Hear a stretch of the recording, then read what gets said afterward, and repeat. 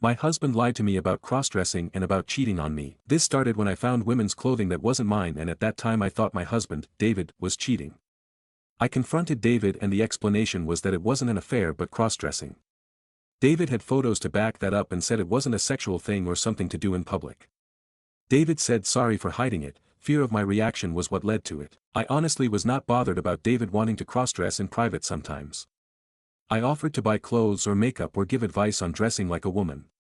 I can honestly say I didn't care and was not upset. But I found out that David lied about it not being sexual or something done in public because there have been meet-ups with other women and men to have sex while cross-dressing.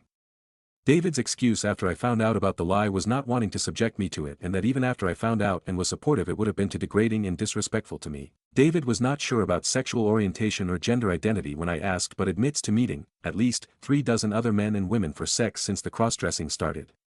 Even after I was supportive and said I would be okay with sex during it, David decided it would be too disrespectful and degrading to me and kept meeting other people. I have had to go and get tested because David didn't use protection while having sex with any of these strangers. Mostly I am fucking heartbroken that David went behind my back, lied even after I was supportive, and is now trying to act like it's a mystery as to why I'm filing for divorce. We were trying to conceive and all this was going on too.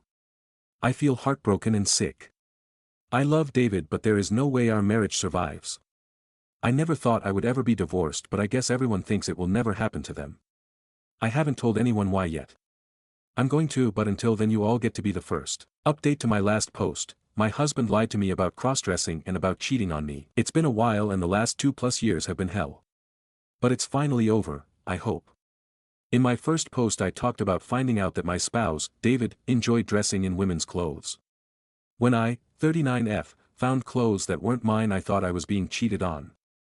David said I was wrong and it was something enjoyable done in private, not in public. I honestly wasn't bothered by David wearing women's clothes at home. But I found out David lied and had cheated on me with both men and women. David said what happened with those people was too degrading to involve me because I was too good. It ripped me apart. I couldn't stay after finding out David had cheated with so many people and couldn't even remember how many there were. At first, when everyone found out David cheated on me so many times, I had lots of support. When David started living full-time as a woman and started seeing a therapist to deal with having to hide that, a lot of the support dried up. You really find out who your friends are when something like this happens. 12 years of knowing David was a lie. I got lots of heat for not supporting David and for leaving. It hurt, but the upside is that I know who my true family and friends are, even if most people supported David over me. I filed for divorce in December of 2022 and it was finalized 6 days ago because David didn't want a divorce and tried to stop it. While seeing other people still. It was finalized 6 days ago, a day after our anniversary. I'm over it now. I moved away from Vancouver and I have a new job and know who my real family and friends are. There were some nice comments on my last post which I appreciated so much. Stories number 2. Aita for telling my fiancé I don't want his best man coming to our wedding after what he did at my birthday dinner. So I'm 29F, and my fiancé, 31M, and we have been together for 4 years. We are planning our wedding for later this year, which has been going great except for one person. His best friend Kyle. Kyle is one of those dudes who peaked in high school and is so insufferable. He is always making unnecessary jokes that seem like insults, to be honest. But my fiancé says he's just goofy and immature, and so I've tried to keep my peace. Anyway, my birthday was 2 weeks ago. Nothing big happened, just a dinner at a nice restaurant with close friends and family. Near the end of it, someone mentioned the wedding and how everything was going, and my fiancé answered and said we were writing our own vows. I said I was nervous but excited. Then Kyle said loudly. I think everyone present in the restaurant heard it. That's how loud he was. Just don't cry halfway through your vows like you did during your breakup, remember that? The table went dead silent. In the moment I laughed it off because I didn't want to create a scene there. But I was humiliated. My dad was present there and my fiancé was aware of that breakup. It was abusive and traumatic. I later told him how hurt I was and he said Kyle was just being Kyle and you know how he is, babe. So I sat on it for a few days even though I was hurt. But then finally I told him I don't want Kyle at the wedding. Not at the rehearsal. Not giving a speech, nothing. Nowhere, I just don't want him there. Now my fiancé is saying I'm overreacting.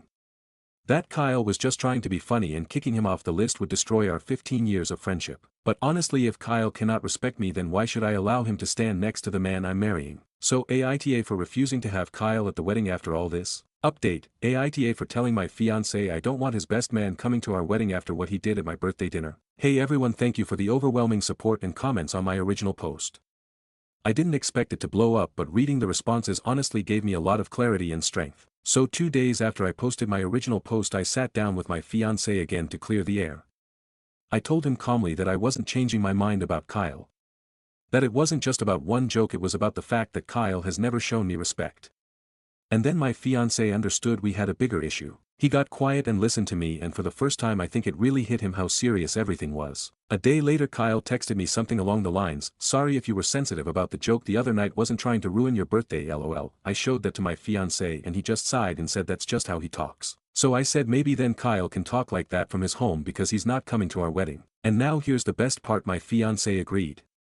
He wasn't too happy about it, but he said if it really makes me uncomfortable then Kyle won't be there. He told that to Kyle and he threw a whole fit about it.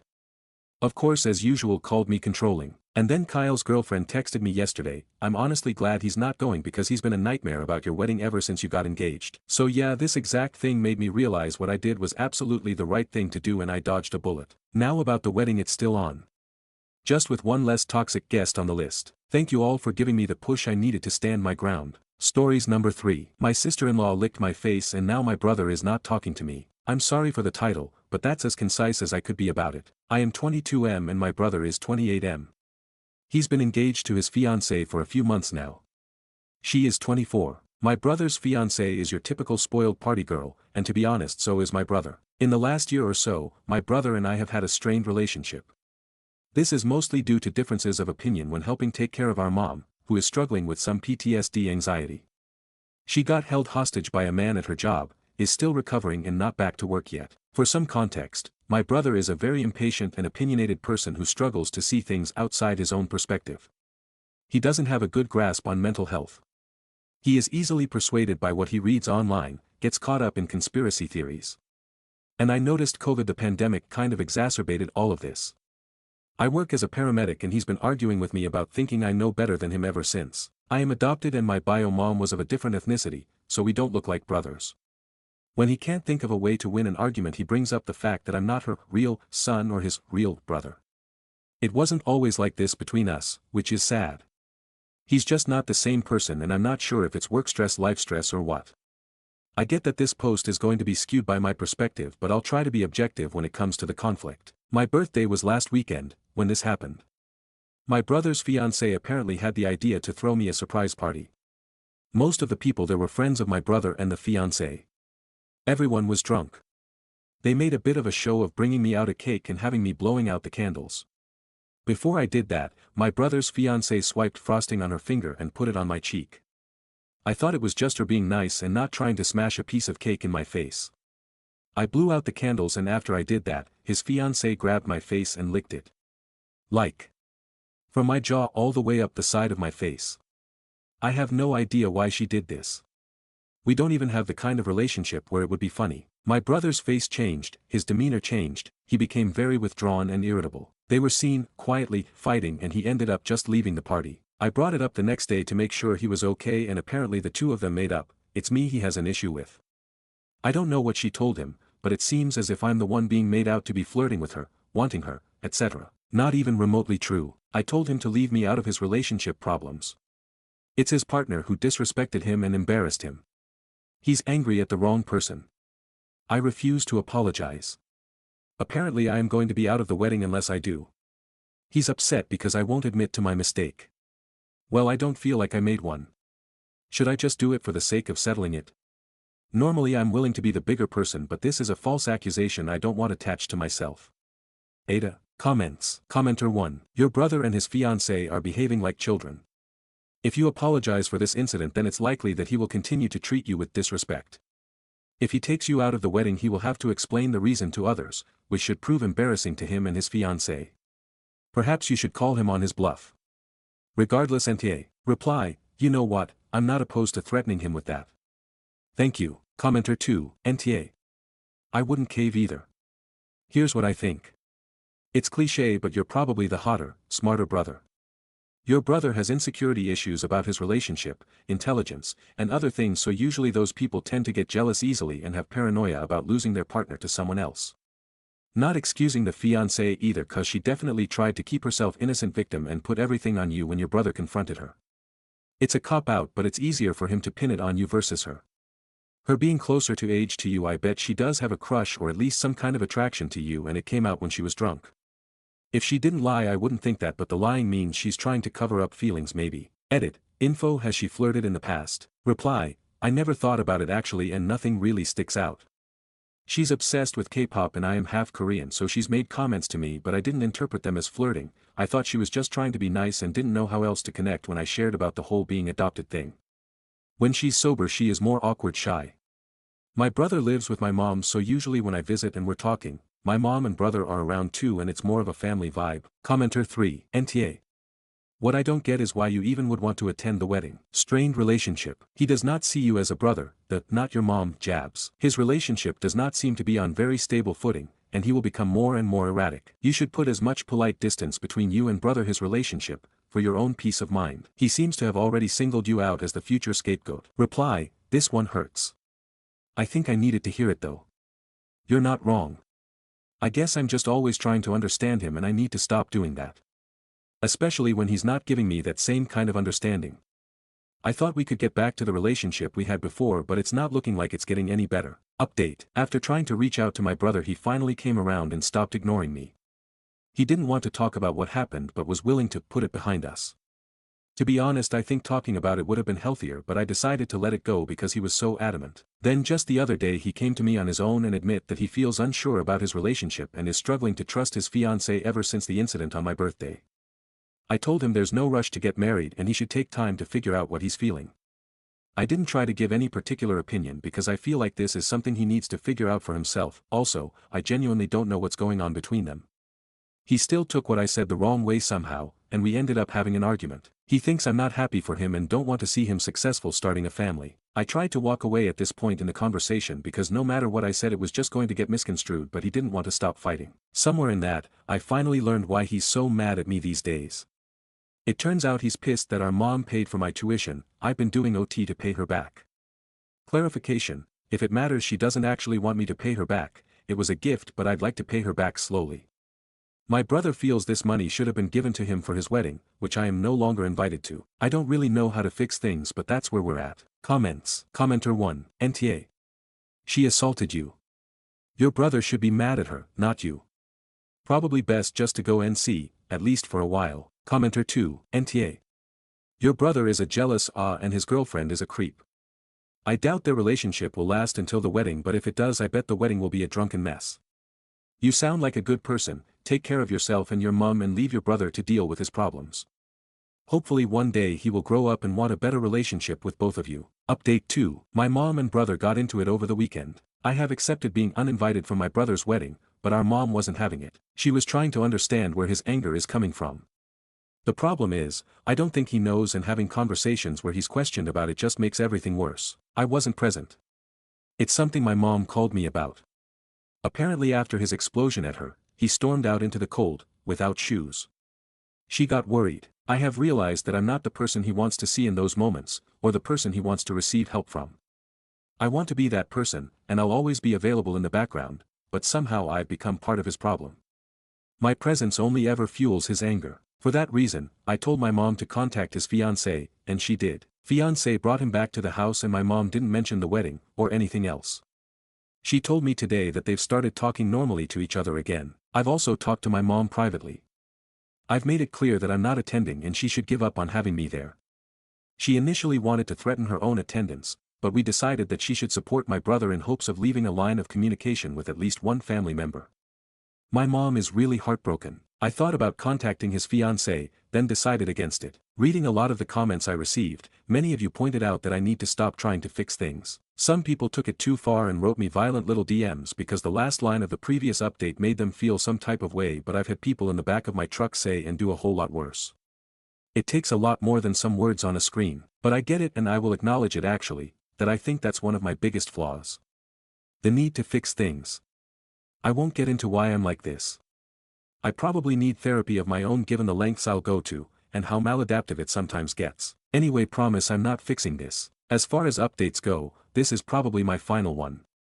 I'm bowing out of my brother's downward spiral. It's the only thing I can do for him right now anyway. The rest I will deal with personally in time.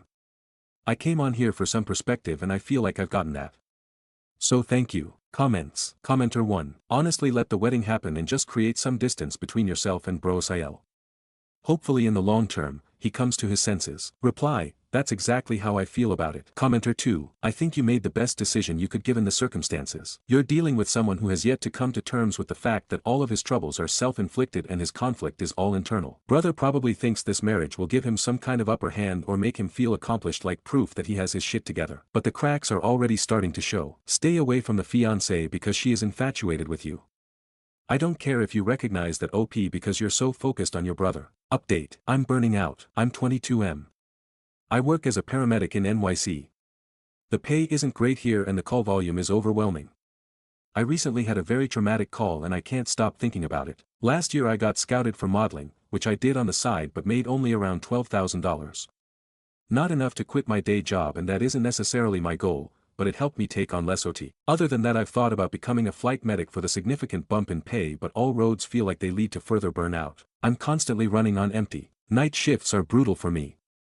I think about leaving my job all the time, and yet I work so much that I am simultaneously locked in, which leaves no room to think about alternatives. I try to convince myself it's just the weather. That spring is around the corner, and as it warms up, I'll probably cheer up soon. Maybe this weight I have in my chest will lift, or at least become less heavier. I keep thinking of relocating to work the same job somewhere in the PNW. Or maybe another career. I have some savings set aside for a degree. Someone told me all my hobbies are too adrenaline heavy, and maybe that's contributing something to the way I feel. I never saw it like that though. I also have a brother who struggles with addiction. He was recently diagnosed with BPD. He has had 2 overdoses in the last month and a half. His wife keeps finding ways to dissuade him from treatment programs. The second OD occurred on a day pass she was an escort for. I am no contact with my brother and his wife, and I'm low contact with my mom, who I have a good relationship with, but she lives with my brother. Unfortunately, when my mom reaches out to me desperate for my help, I feel like I have to respond. I don't know why I made this post. I don't even have a clear question to ask you guys, but I'm just wanting some kind of an objective outsider opinion. What you would do in my shoes. Comments. Commenter 1. Take some days off, honey. Don't feel bad, but love your brother from afar. That's what we have to do with addicts. Let him know you love him and want to support his recovery. Decide what, of your options, will be the most fulfilling and yet manageable. You are so young and you already seem to be killing it, maybe too much. Seasonal depression is a thing. I live in MN. The winters are long, even though this year has not been bad. If you want to move someplace with better weather, do it. Now is the time. You also aren't responsible for your mom. You can love her from afar if you need to. I guarantee you will be fine. I can tell we'll figure it out. But seriously, take some days off, okay? Reply. Thank you. I think I need to learn how to love from afar. It's something I can't seem to figure out how to do. The responsibility to be there for them during a crisis feels so crushing. I'll consider taking time off. Maybe that's the only way I'll get some clarity. Update. Aita for wanting to leave my family and move across the country. I've, 22M, been low contact with my mom for months now because I'm no contact with my brother, 29, and both him and his wife live with her.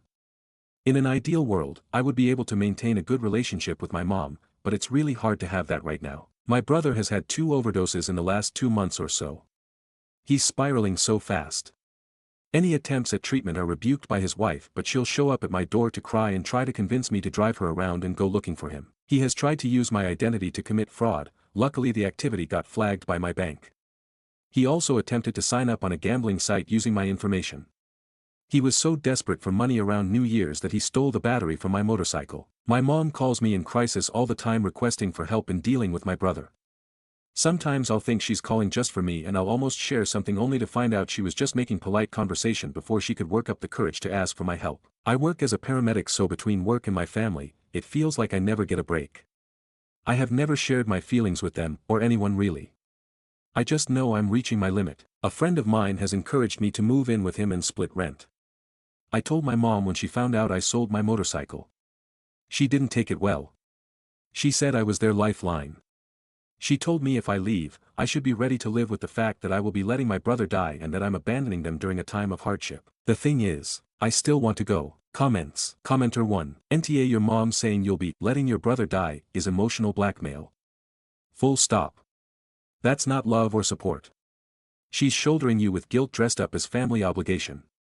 I could bet her parenting, specifically her boundary stomping, is a partial factor that lead to your brother's substance abuse. And it's not your responsibility. You didn't choose your brother's addiction. You didn't ask to be the emotional punching bag for your mother's inability to set boundaries. You're not the one running from rehab or committing fraud. Don't become just another EMT saving lives while your own life quietly falls apart. You're 22, that's still so young to be carrying the emotional weight of an entire collapsing household. No one is built to live in that kind of pressure cooker forever, not even a paramedic. Moving away doesn't make you cruel. It makes you brave. You're not running from your family, you're choosing yourself for once. And honestly, that might be the first time in your life you've been allowed to do that without someone laying a guilt trip on your back. You can still love people and walk away. You can care without self-sacrifice. You can say, this isn't mine to fix, and still have a beating heart. It's not abandonment. It's self-preservation. You're not an addiction counselor, so yeah, it hurts. It always does when you're the one breaking the cycle. But the fact that you still want to go, after all that guilt's been thrown at you, that says everything. You know this is the right move. You just needed someone to tell you it's okay to follow through. Stories number 4. My wife returned from a work retreat with a hickey. She swears it's a bug bite, but I'm not convinced. I'm at loss. How do I move forward? I'm 27M, in a fight with my wife, 28F. We've had fights before but not this bad. I'm at a loss on how to proceed. For context, we're college sweethearts married for almost 6 years. We have a daughter, 4F. Our relationship was never perfect or without challenges. We've faced some family opposition with cultural differences, but we've made it work. She's my first love and my best friend. My wife works in corporate. Her job has annual work retreats that last for about a week. This year was in Vegas. I usually arrange my work schedule and tag along with her, and we make our own trip out of it. We couldn't this year. Our daughter gets major anxiety traveling long distances. We're working on it, but she wasn't budging, and we decided to choose our battles. So I stood behind and held down the fort at home. The change of plans was a bummer because the trip was part of us reconnecting as both a couple and as a family. My wife's work hours have taken a toll, and her work-life balance leaves much to be desired. We entertained the idea of her skipping the retreat. Attendance is optional, but it's generally frowned upon if you don't, and my wife's making connections in her field. She grew increasingly weird. We have a system if either of us is away for extended periods. We keep in contact. For the first day or so, she was herself, but she grew distant. I'd even text her about important stuff and be left on read while she claimed she never saw my text. Whenever we talked, she was rushing me or our daughter off the phone. These were all times she wasn't involved in retreat activities. We were supposed to have a mini birthday celebration for our daughter over FaceTime. Our daughter was excited. It was something my wife promised her because the retreat overlapped her actual birthday. But my wife backed out because she had people up to her room after a seminar. It was like she wanted my permission to break her promise to our daughter. I told her I wasn't offering that nor making her keep her word. She said I wasn't being fair, and this was a networking opportunity. They were business-oriented and wouldn't understand her stepping away for family time. I said her decision is her decision, but she'd have to explain it to our daughter. She promised her that she'd rain check the following day. Our daughter didn't understand and cried. My wife ended up hanging up and leaving me to comfort our daughter alone. That whole incident rubbed me the wrong way. I didn't like it. She didn't keep her word for the rain check either. She was documenting the retreat on social media. One coworker, 23M, was almost in every pic video attached to her hip. In one pic he had his arm too comfortably around her imo. He's a recent hire in my wife's department. She was asked to oversee him. I don't like the guy. He doesn't know boundaries. Once, in response to a work assignment, he texted my wife that she's exactly the kind of woman he needs to keep him in check. My wife had brushed it off. She feels bad for him because he's not fitting in. She took him under her wing during his first retreat with the team. If I'd questioned, she'd say she was tired or networking.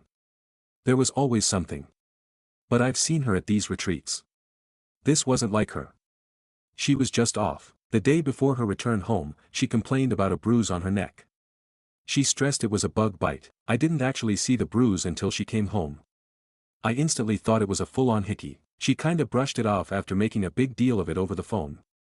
I didn't push because our daughter was present, but when I was able to confront her, she clung to her bug bite claim. When I kept pushing, she asked what I was trying to imply. I outright said I believed she had a hickey, and I didn't believe she was being honest with me. We had it out then. She was offended and pissed at the accusation. Infidelity has always been a sore topic. Her family has a history of infidelity, so we had a pretty bad fight, and she accused me of looking to pick a fight due to the incident with our daughter's birthday. I told her it had nothing to do with that and everything to do with a hickey on her neck. The fight ended in an impasse. We're still not recovered. She swears it's a bug bite. But I'm not convinced. I've always trusted my wife. I never doubted her, but this bruise doesn't look like a bug bite. It looks like a hickey. I only feel more strongly when I consider how distant and weird she was during the Vegas retreat. Now she's wearing turtlenecks ever since, and we're caught between arguing and her dousing our daughter and me with affection. Communication usually prevails for us, but not now. I think my accusation pushed us to a new level of argument. I'm at a loss here. I really need outside perspectives. How do I move forward? Relevant comments. Commenter 1. I'm not saying it's impossible, but I've never gotten a bug bite that looked like a hickey. Did she show you her phone or provide any proof that could support her innocence or just dismiss you? The extra affection is a common move from guilt-ridden cheaters. Even if we stretch the imagination and believe it is a big bite, she wasn't acting trustworthy nor was she a good mother while I was in Vegas, and she needs to address and correct that. Reply. No, I haven't had access to her phone. We usually have an open phone policy, but it's not something we've ever really done. I'm sure it'll be another argument. Commenter 2. Why did you go on work trips with her in the past? Did she want you to, or did you not want her to go alone? What is, and why is it necessary to have, the system when one of you is away? Whose idea was the FaceTime birthday celebration? Did she not talk to the daughter at all on her birthday or just couldn't do the FaceTime celebration? Reply. Work-life balance was an issue, so she'd invite me on the retreats. The system is for an extended periods away from each other, like how long the retreat was. Especially since we have a child now. The birthday FaceTime was my wife's idea. She promised our daughter and got her excited about it. No, she didn't talk with our daughter until she was calling to cancel. That's another reason the birthday stunt rubbed me the wrong way. OOP responding to a comment. Yeah, you don't get to disconnect from being a parent, especially to a minor, for extended holidays. You certainly don't ghost them on their birthday, and when you promise to do something special for them and got the child excited about it or hang up on them while they're crying. I'm not insecure. My wife's gone on the retreats before. We both work outside the home and have the caring for our daughter. So it's not an imbalance. My wife's work-life balance is out of sorts. She's in the company of other adults plenty. I've been with my wife on these retreats and other social events. I know how she is. She was off this entire trip, nor was it appreciated her entertaining a coworker, who ignores boundaries, having his arm wrapped around her waist like he was claiming her or something. I trusted her when she said she had a bug bite. I got things to help her treat it for when returned. It was only after I saw the bruise in person that there was no mistaking it was a hickey for me, and I questioned her on it. Update. I, 27M, wanted to give an update and thank everyone who reached out. The outside perspectives helped. Things are a roller coaster. I'm trying to process. It took a while for my wife, 28F, and me to have any real conversation about the bruise on her neck. We were stuck between arguing and her showering our daughter, 4F, and me with affection. I rarely saw the bruise because she was turtlenecked up. But I did note the healing process from reddish purple to yellow. There wasn't any more discussion about the Vegas retreat. She made it clear she was done talking about it and that she shouldn't need to defend herself to her husband. I told her she could do whatever she wanted, but I was done being treated like an idiot, and I wasn't sharing a bed with someone I couldn't trust. So I moved into the guest room. Communication stopped. The silences were palpable. Even our daughter noticed. I'm not proud of that. I try keeping her out of fights. My wife came to the guest room one night and asked if we could talk. I could tell she'd been crying. She said she hated the way things were between us. She felt she was losing me either way. I told her I needed complete honesty. She confessed she hooked up with that coworker, 23M, on our daughter's birthday. The hickey was from him. She was lost in the heat of the moment and didn't realize he was sucking so hard on her neck. By her account, they made out while doing some on top of the clothes stuff, and then he went down on her. It stopped there because he called her by a nickname that I affectionately call her. It snapped her back to the reality of her actions. She went to splash water on her face and saw the hickey. The guy made light of it and made a joke about the hickey being her souvenir. She blew up on him and kicked him out of her suite. Part of the reason she was avoiding me was out of guilt. She said she's coming clean because she doesn't want to hide things anymore. I asked her why she cheated. What was it about that guy she deemed worth risking everything? She claimed it wasn't him specifically, nor is she unhappy with our marriage. She doesn't really know how to explain it, but a part of her feels broken. The more she looks in the mirror, the more she sees her dad, 57M. A cycle of being consumed with work, distant from child, and the infidelity he put her mom, 55F, through. She said her family never talked about anything openly and how when she was growing up, my MIL never addressed anything with her. I said her parents didn't make her cheat. She chose to party up with a guy who constantly disrespected our relationship.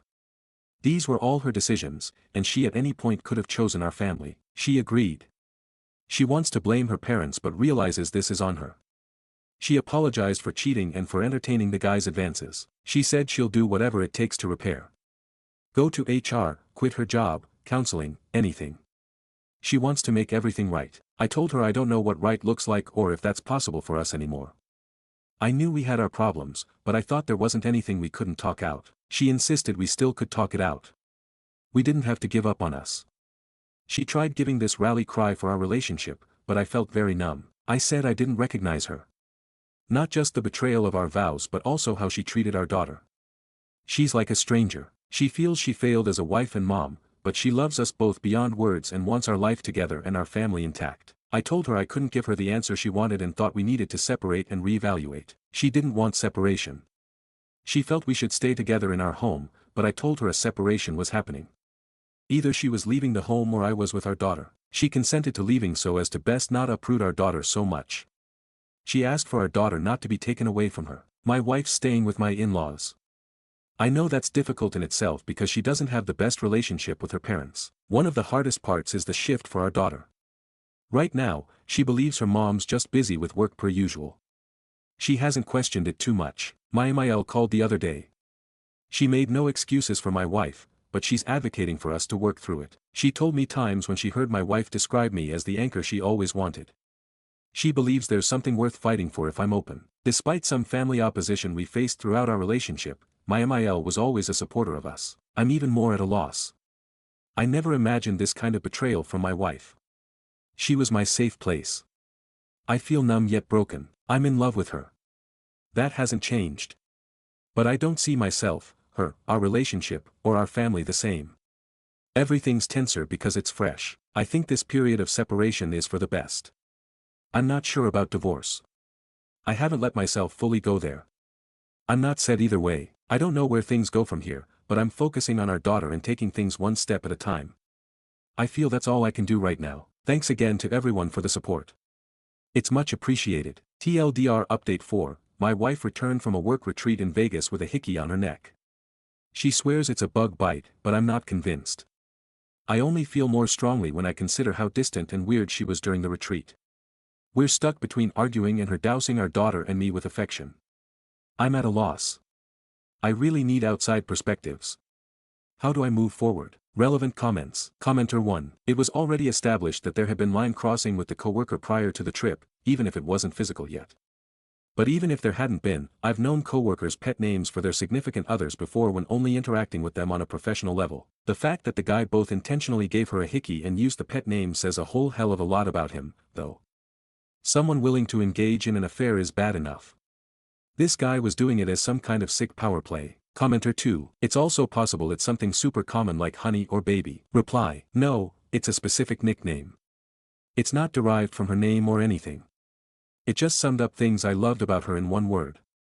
Apparently he turned it into a sexual context. Commenter 3. One question, how close was the colleague to her to know her nickname that you use? And why did she let him this close to her literally and figuratively? Reply. At the time, I knew they had a friendship. She was asked to mentor him as he joined her department. So she took him under the wing and was supposed to be showing him the ropes. They would text and stuff and he would cross boundaries. His texts increasingly read like a guy fishing for an opportunity.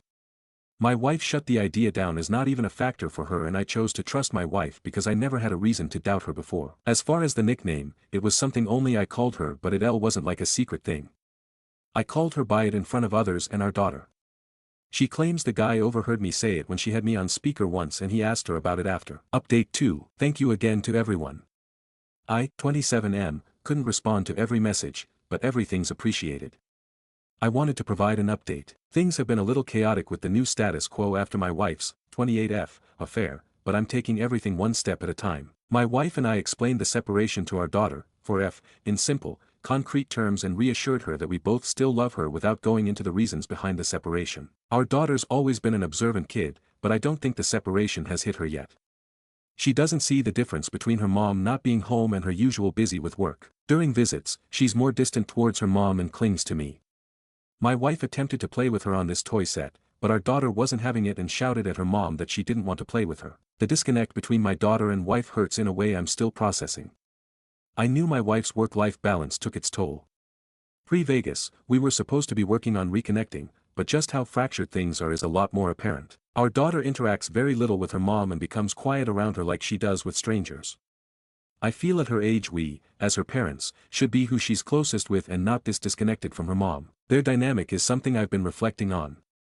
My main focus is making sure my daughter's okay through all of this. As far as between my wife and me, she's advocating for us to reconcile. She's expressed she wants to work on our marriage not solely for our daughter but because she loves me. Her rally cries for our relationship are still falling flat for me. I can't give her what she wants right now. I told her I wished she would have given herself these rallies before cheating. She's adamant about the affair timeline and what occurred with the coworker, 23M. They connected because she felt bad he wasn't fitting in. He kept flirting and treating her like royalty. It started feeling good on the rougher workdays. They had an emotional affair even though she didn't label it as such at the time. The EA turned physical during the retreat. She dissociated from her life back home while away in Vegas. She still swears they had sex only once. The Hickey came from foreplay, and while giving her oral, he called her my nickname for her, which shook her out of it. She snapped at him about his immature attitude with the Hickey and then kicked him out of her suite. She thought she could quietly end things and salvage our marriage. I asked her if she wore her wedding ring during sex with him. She confessed that she did. Knowing this hurts like hell. To me, our wedding rings were a physical symbol of our love, commitment to our vows, and our bond. She tarnished our rings. I haven't been able to wear mine. It never hurts any less. There are just new levels to the hurt. She admits to contributing to blurred lines. She's now changed her number and claims to have cut contact with the coworker. She reported the affair to HR. The company has suspended both of them while they investigate the extent to which the affair impacted the department. Coworker relations violate their policy, and it doesn't look good for my wife in terms of power balance since she was the guy's mentor. They're also calling into question if she gave him favoritism. Some have suggested I reach out to the coworker. I've considered it, but I'm not in a place to. I feel a lot of anger towards him. He knew exactly what he was doing with the Hickey and nickname stunt. I wouldn't get anything from him except trouble. He's not worth it. I'm choosing to focus on my daughter. I've chosen to pursue marriage counseling. This isn't under the promise of reconciling but as an assist in working through this separation as healthy as possible for our daughter. I'm still numb in a lot of ways. I never thought this would be how my marriage and family turned out. I've seen it happen to others. I've heard stories. I thought I knew what it was like. But it's nothing compared to dealing with it yourself. I don't feel like the same person anymore. I don't know how everything will pan out. It's an uphill battle, but I'm trying to show up to the battle. It's the best I can do right now. Thank you to everyone who has reached out. I appreciate the support, really. TLDR Update 4, my wife returned from a work retreat in Vegas with a Hickey on her neck. She swears it's a bug bite, but I'm not convinced. I only feel more strongly when I consider how distant and weird she was during the retreat. We're stuck between arguing and her dousing our daughter and me with affection. I'm at a loss. I really need outside perspectives. How do I move forward? Update 3. Thank you again to everyone who's reached out. I, 27M, wanted to provide an update. Things aren't easy. I don't expect them to be. I don't regret the decision to separate. It was necessary. In many ways, I feel like my hand was forced with the betrayal and all the lies. I'm still finding my footing. I don't put people on pedestals, nor did I ever believe my wife's, 28F, and my relationship was perfect. I just didn't think we'd end up like this after all this time together. While HR were still conducting their investigation on my wife and the coworker, 23M, my wife resigned. Apparently she received pushback. Some of the top brass were pulling for her to stay on. I wasn't too surprised because she's always been a yes employee who gets the job done. She worked with the company back as an intern in college. She said she wants to prove that she's taking every possible action in cutting ties with the guy. I don't know what the investigation result was for him. I don't care, to be honest. It's not a concern of mine. We've officially begun marriage counseling. It's a new experience overall. I didn't know what to expect. We're mostly discussing our relationship's journey up to now, the affair, and what we want from counseling. My wife's position on how the affair began remains consistent. She can't really explain it precisely. She wasn't unhappy with me, but a part of her feels broken. The undivided special attention became like a drug to her. The convo kind of shifted to my in-laws, 57M55F, my wife's family life, and the impact of my FIL's infidelity. She believes she's a reflection of her dad and how she is as both a parent and a spouse. As a parent, she tried convincing herself she was better than him by showering our daughter, for F, with gifts in light of her lacking presence. As a spouse, she tried convincing herself she was better because the affair wasn't physical pre-Vegas. She thought as long as they didn't do anything physical, then she was better than her dad. That was something she told her affair partner while in Vegas actually. They could hang out as long as it didn't turn physical. I feel like she had so many chances to choose differently. To choose us and our family, but she tossed our daughter and myself to the train tracks. Our relationship wasn't enough to stop her, our wedding rings weren't enough, and our crying daughter wasn't enough. She chose herself every time. She was selfish. She mentions the nickname thing, making her snap back to reality as if it's supposed to make me feel better. It doesn't. I believe she only stopped at oral because she got off and had no more need to go further. I wasn't on her mind.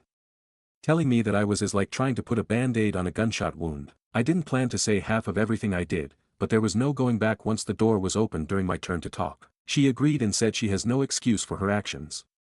It's not her parents, it's just her. She swore that she loves me and our daughter and wants to fight for our family. I told her that the "I love yous" felt hollow now. She shut out our daughter and myself to give an intimate part of herself to her coworker. She said she realizes how much larger than just the affair our problems are. She struggles connecting with our daughter and worries about messing her up, so she left the primary caretaking to me. She believes I'm better at it. She said that there's nothing she can say to change anything, but she wants to show change through her present actions. That's some stuff we've dug through in counseling. We're still in the early stages. But I believe it's aiding in communication through separation, which is more healthy for our daughter. Our therapist recommended individual counseling as a complement. It's something I'm seriously researching for myself. Not much has changed with our daughter since the previous update. She still doesn't feel there's a difference between her mom being home or not. I've watched her go from talkative and playful to instantly completely silent when her mom came by. I've scheduled her for play therapy. I don't know what to expect from that either, but I'm hoping for the best. My main goal is being present for her. I know I need to learn how to trust again in general. That's shot right now. Pre-Vegas, I never had a reason to doubt my wife. My trust was something she had as an irreplaceable partner. I've been betrayed before, but this one did a number in a way the others hadn't. I'm trying to stay afloat and focus on what I have rather than what I lost. I can't afford to get lost in myself. Thank you to everyone for the support and for sharing your own experiences. Talking about all this isn't easy for me, but I appreciate the openness. New update. I, 27M, wanted to provide an update on things. I don't have much new to say about therapy in itself. I'm staying the course with marriage counseling, and my wife, 28F, and I have both begun individual counseling. It's an interesting experience and has given me an outlet. I see a nice compliment to MC, my wife's keeping her therapy appointments. She's journaling too. I'm surprised because journaling wasn't something she's ever really believed in. In MC, she said it's helping her reflect. Our daughter, 4F, has begun play therapy. We're still in the early stages. She's hesitant but coming around to it. Once she gets going, though, you can't get the toys out of her hands. It's reassuring seeing her in an environment where she's engaging and being more herself. It gives me hope that she'll be okay through everything. The play therapist has been discussing when to best involve my wife. Nothing's concrete yet. I also want to progress at a rate our daughter's comfortable with and not force anything. I'm really proud of her. She's a major reason why I can't regret being with my wife. There are a lot of things I'd tell my younger self, but if I'd chosen a different path, then I wouldn't have my daughter. It's something I wouldn't change. I had another major challenge recently. It was my wife's and my anniversary. Our anniversary always meant something to me. Even with her terrible work-life balance, we'd make an effort to make the occasion special. I felt a lot of conflicting emotions about our anniversary this year. Mostly pain. We had plans. Everything was booked and set pre-Vegas retreat. Needless to say, the trip was cancelled. My wife wanted to keep our plans intact. I told her that wasn't happening. Without the trip, she said she still wanted us to spend our official anniversary together instead of separately. I turned her down. We discussed it in therapy. I expressed I didn't have the needed trust in her to let myself be vulnerable with her as I once was. I needed to process the anniversary on my own. The anniversary had me having all these strange thoughts. A lot of it highlighted how much I miss my friend and partner. I'm not talking about reconciliation. I'm not entertaining that right now. I'm talking about something deeper. To share a life with someone and everything that entails, them being your partner and closest friend, and then having what you devoted yourself to yanked away. I can't be with her in all the ways I wanted. Call it simping. Call it foolish. Call it a doormat. Call it whatever you want. I just call it the facts of falling in love and giving them your all for a long time, then finding out they had another life, and losing what you held close. It hurts, and I hadn't let myself actually feel it until then. I feel like everything moves on. Life moves on. My wife's affair partner, 23M, moves on. Work moves on. And here I am. I'm the one who's living the loss. I'm the one who's paying. I also wanted to address an FAQ. I've been asked a lot about what I meant in my first post about the cultural differences and family opposition my wife and I faced. We're an interracial couple. My wife's Korean. We're both minorities, but my FIL, 57M, and his side of the family wanted my wife to settle down with someone who's Korean. They're conservative in their beliefs, so I wasn't exactly welcomed, and we dealt with opposition from that angle. It was rough. Even at our wedding, my FIL was more a silent attendee. Because of my wife and FIL's strained relationship, she was firm that she didn't care about his approval. She rejected him walking her down the aisle, which, of course, didn't help their relationship. My wife made her own choice. I had nothing to do with it, but anger was thrown at me. My FIL took it as I influenced her against him, and his side of the family said my wife wasn't being a good daughter. Things with my FIL didn't really mend until our daughter. He mellowed after becoming a grandpa and became receptive toward me. Despite our past, he's doting as a grandparent. My MIL's, 55F, a different story. She's always been welcoming and supportive of our relationship. Her support made a difference. She's been like a mother to me. I'm realizing more and more the rippling effects of an affair. How much it just takes and consumes. The different facets to the loss. I lost not only the life I chose but also family and friends. Just keep losing. That's pretty much all there is to update about. Thank you to everyone for the support. Even if I couldn't respond, just know everything is much appreciated. It means a great deal. TLDR Update 4, my wife returned from a work retreat in Vegas with a hickey on her neck. She swears it's a bug bite, but I'm not convinced. I only feel more strongly when I consider how distant and weird she was during the retreat. We're stuck between arguing and her dousing our daughter and me with affection. I'm at a loss. I really need outside perspectives. How do I move forward? Stories number 5. AITA for telling my wife I don't want to go to her sister's wedding after finding out I'm excluded from all the wedding weekend events. My 31M wife, 29F, and I have been married for less than a year. Her sister is getting married in the upcoming weeks, and the whole thing is a full weekend out-of-town event Friday through Sunday. At first, I was on board. I figured it would be a nice trip, and I'd be spending time with family, meeting some new people, and celebrating. But as plans started coming together, I realized I'm not actually invited to anything except the wedding ceremony and reception. The women are doing spa days, nails, brunches, all that stuff. And at the same time, the guys are doing a bachelor party with arcade games, laser tag, and D&D. All stuff I genuinely enjoy. But I'm not invited to either. I'm not guessing here. My wife is in a group chat where all of this is being planned, and I'm not in it. She told me about the bachelor party plans and said she asked if I could join since I wouldn't have anything else to do during the weekend. The response was just, he's not invited. No reason. No discussion. Just a flat-out no, and I'm the only in-law being left out. Other spouses are participating, even people who barely know the couple. I'm the only one being excluded, and I honestly have no idea why. I told my wife I'd be happy to apologize if I unknowingly did something to upset someone. I even asked if her sister or the groom had an issue with me. But she couldn't think of anything and didn't seem too interested in pressing for an answer. I'll go as far as to say I've never even been alone with her sister. Ever. All our interactions have been in group settings, holidays, family events. And I've never met the groom at all. Not once, so I'm confused. Genuinely confused. I've been racking my brain trying to figure out why I'm being singled out. It's starting to feel deliberate. I even told my wife this gives me a bad feeling like there's something going on I don't know about, and I'm being left out on purpose. She thinks I'm overreacting. She said I'm making this about me and that it's her sister's big day. But I told her it's not about stealing the spotlight, it's about not wanting to go somewhere I'm clearly not welcome. That's not a good feeling, and I've learned not to ignore that instinct.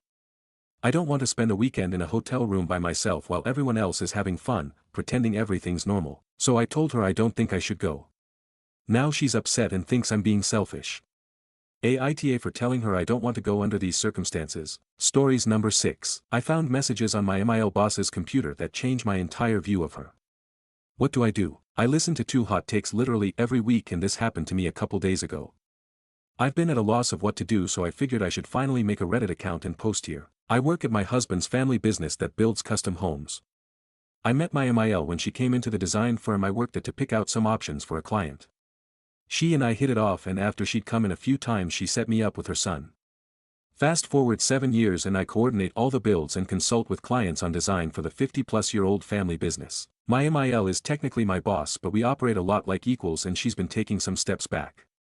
She and I have always gotten along great, and she has felt like the mother I never got to have growing up. So last Friday I was packing up to go home and on the phone with my husband before he got a flight for an annual weekend away with friends. I was distracted and accidentally grabbed my MIL's computer instead of mine. I didn't realize it until I was home and wanted to look up some fixtures for a project in our own house. Once I knew, I texted her to let her know, to which she said no worries, she was unplugging this weekend anyway and to do whatever I needed on it. I was just browsing and unintentionally clicked on a linked email on a store's contact page. We use MacBooks, and as a lot of Apple users know, that will usually pop up to send an email using your default mail app. I closed the draft, and when I went to close her email app, one saw an email from a recently hired apprentice titled "Our Weekend Getaway Itinerary." I froze. I realized this was her personal email and I couldn't help myself but to click on it. I found both explicit and romantic messages between this 22-year-old male apprentice and my married 47-year-old mother-in-law and boss. I slammed the computer shut and just went to bed, staring at the ceiling for quite a while. My husband was gone all weekend and only got home today. I had been spiraling all weekend on how to handle this. I certainly wasn't going to bring it up to my husband while he was gone. But I went to the office and had to see my MIL yesterday and could barely keep my composure. I found every excuse to lock myself away in my office and be busy. So now my husband is back and I'm wondering what to do. Do I tell him? How do I even do that? Do I go to his mom and confront her? Do I go to his dad and tell him, help? Comments. Commenter 1. If you're going to tell your husband, bring proof. Commenter 2. Screenshot everything. If you're tech savvy enough, SS on the laptop, open a private browser to email them to yourself, delete the SS and delete them from the trash. Otherwise, just use your phone to take pics. Tell your husband, he's going to know something is off with you and you'll worry yourself sick if you don't tell him. Is there a chance your MIL and FIL have an open relationship? Your options would be to hire a private detective, or inform the MIL and get to come clean, or inform the FIL so he can decide how to move forward, or do nothing. Reply. There's no chance they have an open relationship. My FIL was cheated on in a serious relationship with someone he thought he would marry and it crushed him. He has always preached loyalty and monogamy in relationships to my husband since he was a teen. Update. I shouldn't have been surprised by the amount of people who told me to keep it to myself and that I was in the wrong for snooping.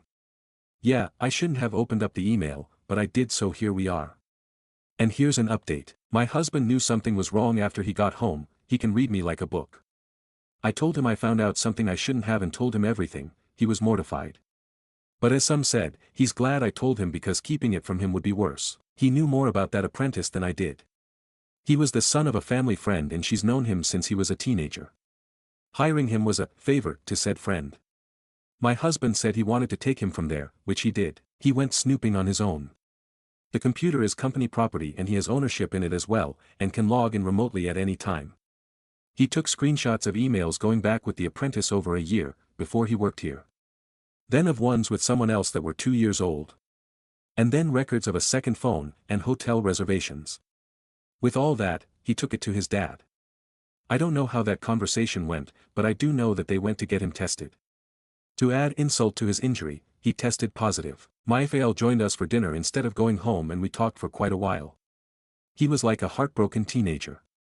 He had no idea what was happening, but years ago he had suspicious of her talking to other men but didn't have any proof and they dropped it after a brief fight.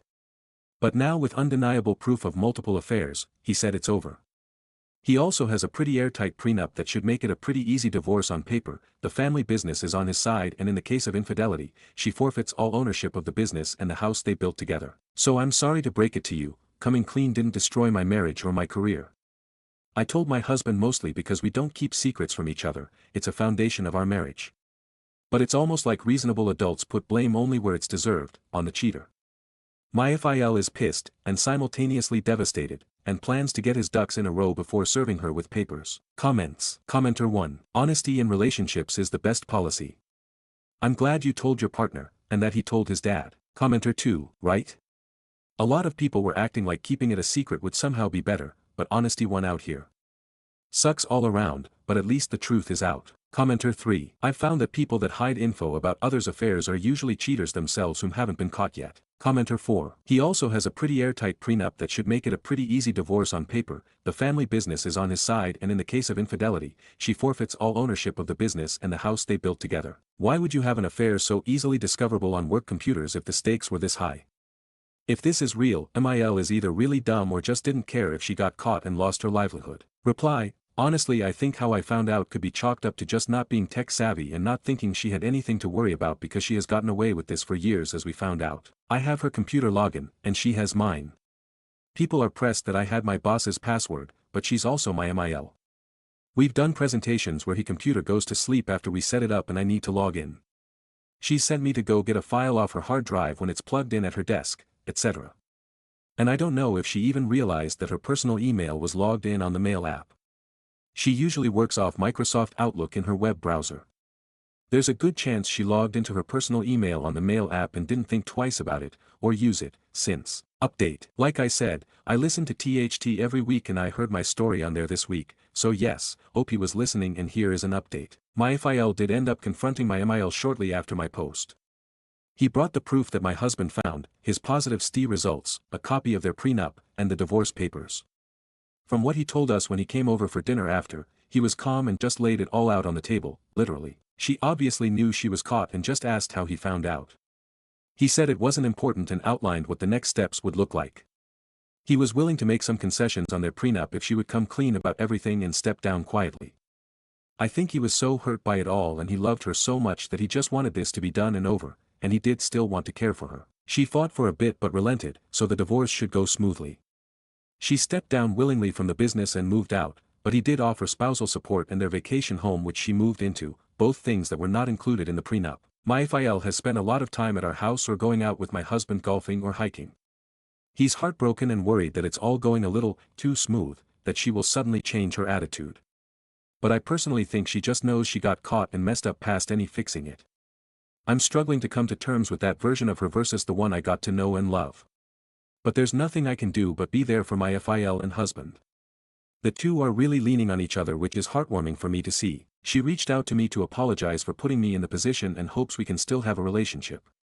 So at some point she found out that he found out from me. I told her not right now, but I don't know what will happen in the future, but my husband is my #1 priority right now. Thank you Morgan and Michaela for your take and not ripping me to shreds like some commentators did. Comments. Commenter 1. Will your FIL tell it to the parents of the guy? 'Cause he may have been groomed. Who knows how long was the affair? Commenter 2. Not to mention he likely has the same STI. Reply. He did not tell them, but their son did. They went to my FIL and are working it out on their own. There's more to it but not that I'll share publicly. Commenter 3. I would imagine there are legal concerns there as well. Hope it works out well for FIL and the family business. Commenter 4. That lady does not deserve spousal support, or a vacation home. She's taken so much already emotionally and completely obliterated the foundation of her family. I truly hope your husband and FIL are okay. This has to hurt so much. Reply. You're not wrong on the hurt. The credit I will give my MIL, and that my FIL and husband do as well. She was always a great mom and worked hard to support the business and was a huge part in building the life they have. No matter what, she is his mom, and to my FIL, she's the loving mother of his children. And their marriage had really happy moments.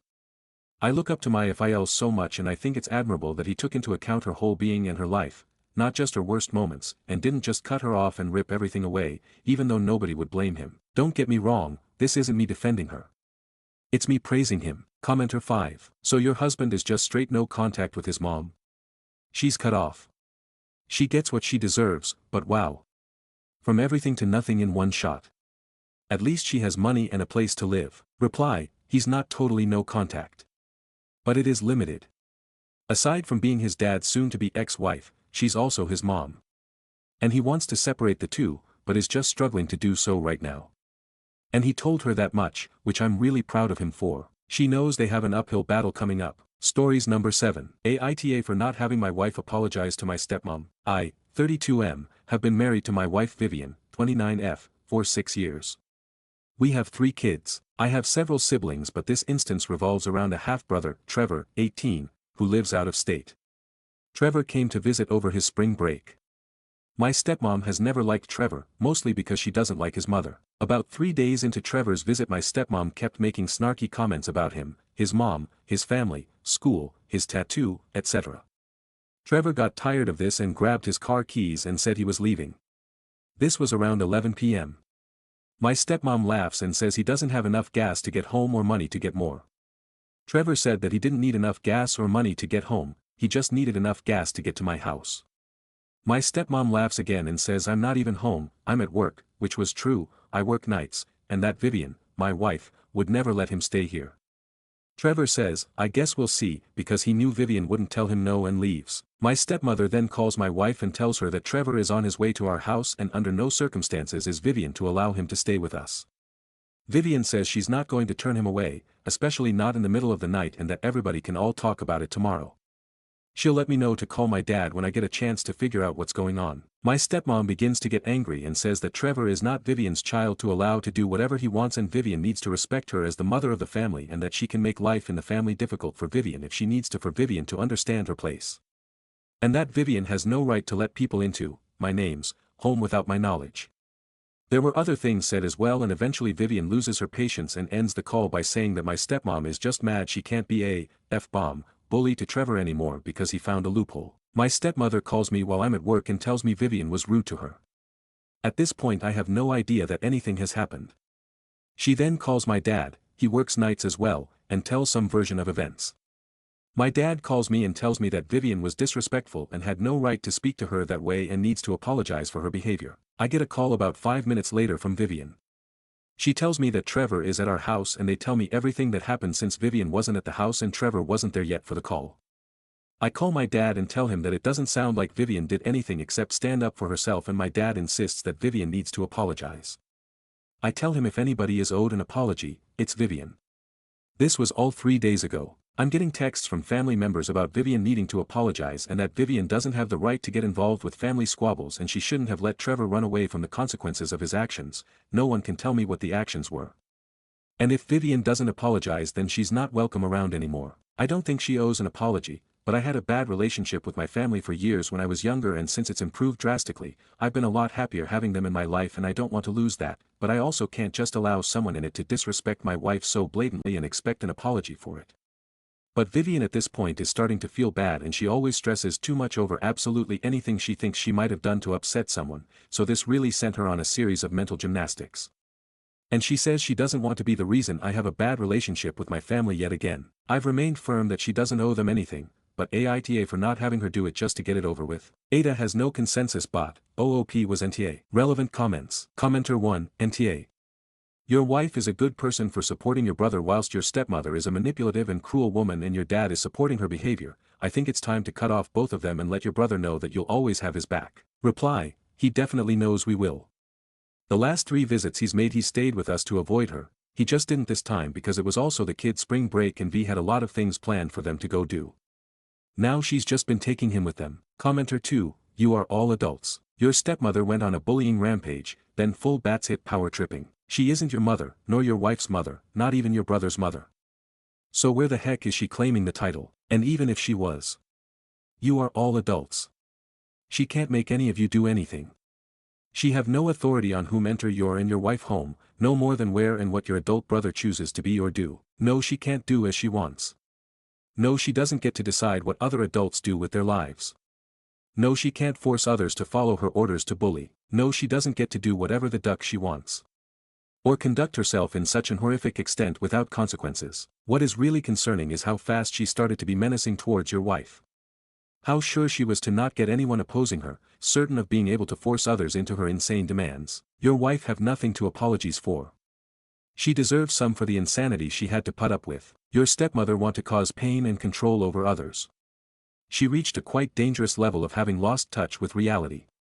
She sounds actually seriously dangerous. OOP, she has a daughter of her own from a previous marriage and she and my dad have my youngest brother together also. They've been married for a long time, so I'm assuming that's where she came up with that line. Commenter 3, NTA, the stepmom sounds like she's on a power trip. Can you tell your dad everything? Vivian said, threatened. That her dislike of Trevor is also putting a wedge between you and your dad too. You were right to stand up for your wife and I'm sorry everyone else isn't reasonable. Reply, I am planning to speak to my dad one last time about the situation tonight. I told him the conversation that happened, but I have no idea what my stepmother told him happened on the call. Commenter 4, Nta. Here is the thing. The moment you have her apologize is the moment that your family and you win. Because it gives your stepmom clear, go ahead to abuse your wife and make sure she knows her place in your stepmom's view of family. You can be sad about losing the relationships, but if you step in the direction others are demanding, then at that moment, you are enabling your wife to be abused. You are enabling your adult stepbrother to be abused and having no safe place to escape to. Is having your family in your life really worth that? Knowing your wife from now on can't stand up for herself. For someone else being abused. She has to just sit there and take it so you can have the relationship you want with them. Are you okay seeing that and not saying anything? Do you really think your wife, sweet as she is, will be willing to accept that for the rest of her life? To accept any kids you have or might have being subjected to the same, or to see your family abuse their mother? Your family is willing to cut you both off because you both did not enable one person to abuse another. That should be the issue here. They don't want the drama stepmom causes, so it's just shut up and take it. If someone else gets abused, I feel for them, but I don't want it turned on me. Is this really how your mom, dad, and other family raised you? To ignore other things.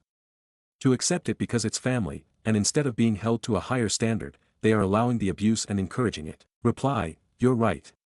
Today was the first day where I was off work and was able to really sit and think about the whole situation without being bombarded with work and calls left and right. And the more I think about it, the more I've realized there's been a lot of other, but much smaller, things she said to my wife that didn't stick out really at the time and that my wife never brought up again as having bothered her, but now that I'm replaying them in my head, they're bothering me. Trevor's actual mother has found out about it now as well and called me to ask me to thank my wife for taking him in when he needed real family, as she put it. I do think that going no contact with them all, minus Trevor, is going to be the way this ends. Update, I tried to add it to the bottom of the post but it wouldn't post. I'm assuming it made it too long. First of all, thank you for all the advice and kind words for about Vivian. I spoke to my dad last night and I wish I could say it went well, but I think absolutely no one expected it to. He put me on speaker and my stepmother was in the room with him. I said that Vivian will not be apologizing, and she is an adult who can make her own decisions about having a guest in our home. I don't control her decision making. My stepmom cut in with, "You're controlling her now by deciding for her she can't make things right." To which I responded, "You might be right about that, but in this instance it's a risk I'm willing to take. She doesn't have anything to apologize for." I said, "I'm not going to allow you to continue to cause her or myself unnecessary stress."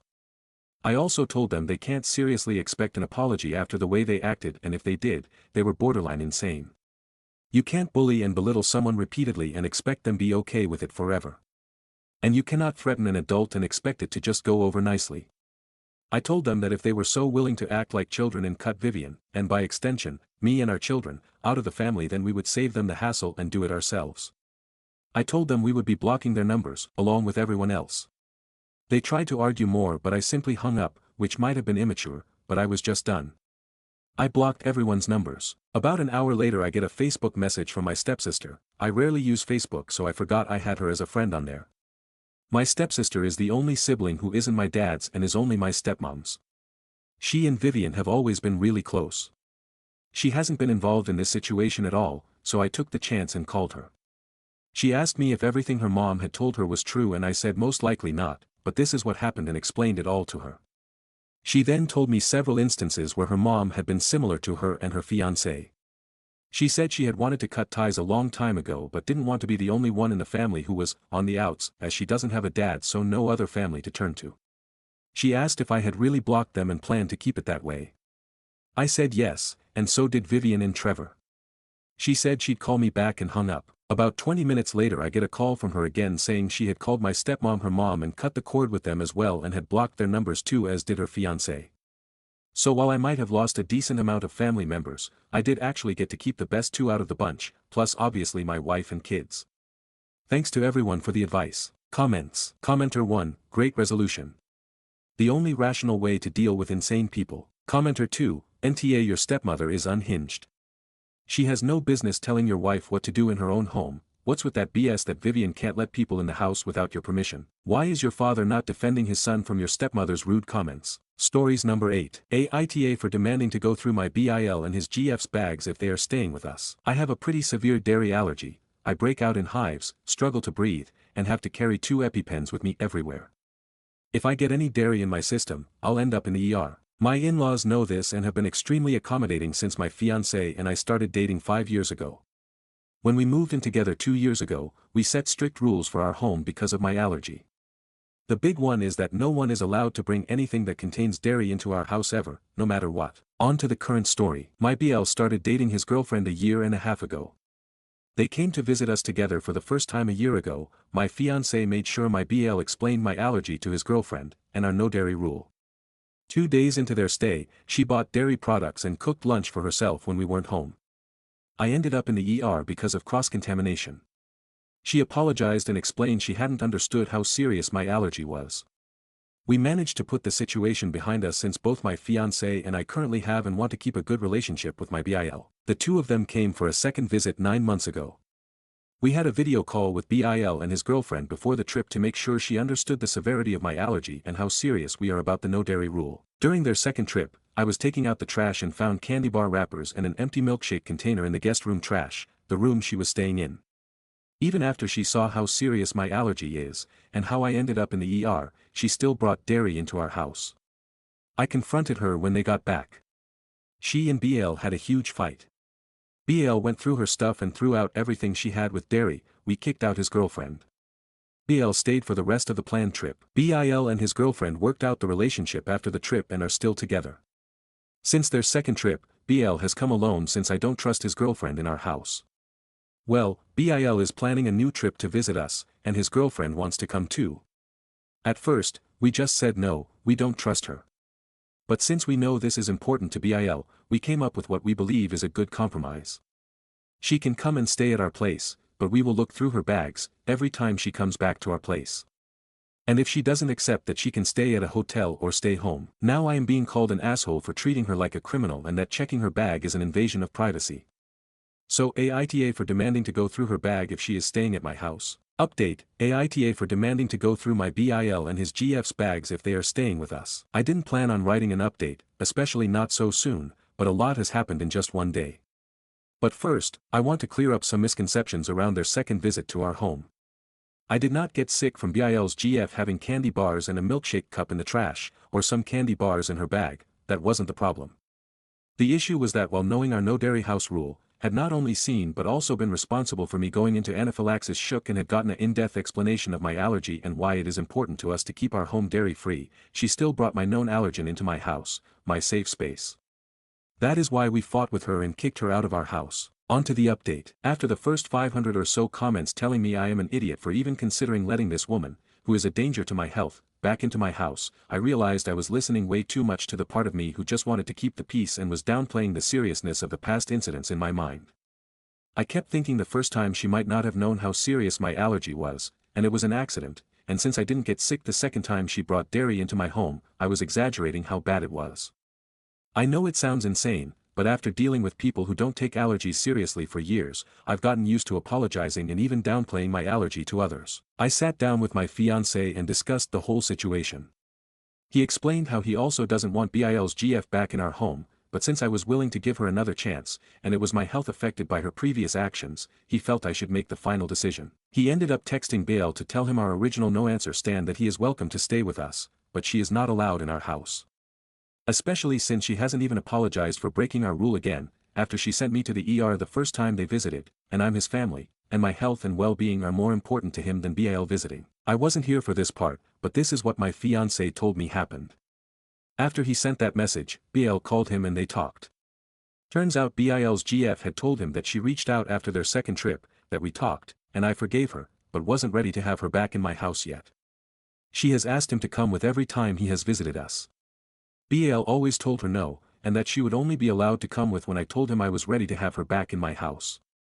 He only asked if she could come since it had been 9 months, and as far as he knew, I had forgiven her.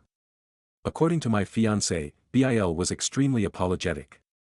I haven't had time to talk directly with him yet, but we have planned a video chat to get everything worked out tomorrow. The reason my BL didn't ask me directly about the situation and believed his GF is because he is aware how traumatic an allergic reaction is to me, and that I hate to talk about it after since I cannot stand relive the situation. If anyone is interested, I can post a second update after I talk to my BL tomorrow, and hopefully have a final conclusion to this whole thing. Stories number 9. My 23F, partner, 26M, stormed out of our apartment after I told him I couldn't give him the support he wanted right now because my friend just died. Help. Okay, so it's totally okay if you go to your partner to talk about things that are upsetting you. Same for them coming to you. I get it, it's normal to do that. What my boyfriend of 2 years does is a bit much. Literally, we were having a completely normal conversation. We were talking about a TV show we really enjoy after I had just gotten off of a 12-hour shift. I just wanted an easy evening, and I told him that. I told him that right now I don't have the mental space to deal with anything else on top of what I already am dealing with. A friend of mine just killed herself not even 2 days ago, and I'm a nurse, so I'm exhausted on top of everything else. It was cool and chill until I stopped talking to turn on said show for us to watch. Then, out of nowhere, he started talking about how much he hated his dad. This would be fine if it didn't happen every time we spoke. Like, even on the day I found out my best friend in the entire world killed herself, he started talking about his dad and about how much he doesn't like him and how he doesn't feel respected by him and about how much it sucks that his dad won't change. I get it, not having a good relationship with a parent is hard and I give him the space to talk about it usually, but I just can't handle it right now. Literally, I got off the phone with my friend's sobbing mom and I was in a weird foggy headspace where nothing felt real. I told him what was up, he said sorry and hugged me, and then not even 15 minutes later, the same conversation that we've had a million times came up again. I ended up just sitting there barely paying attention while he talked at me for over an hour before I excused myself and took a bath. I told him very bluntly tonight that I really just need a few days to mentally recover, and I don't believe I'm in the space to comfort him the way he needs, and he totally flipped out on me. He called me a bitch, told me I was completely selfish and that he needs to talk about his dad so he doesn't obsess over it. He told me I don't understand what he's going through because I never had a dad in my life to begin with. I got defensive because that comment hurt my feelings, which made everything worse. I told him that, yeah, I didn't have a relationship with my dad but I don't spend every hour of every day talking about it. He ended up screaming at me that I need to shut my fucking mouth and he hit the wall beside my head. Then he got his car keys and drove off, leaving me there. He still isn't back and it's 1 a.m.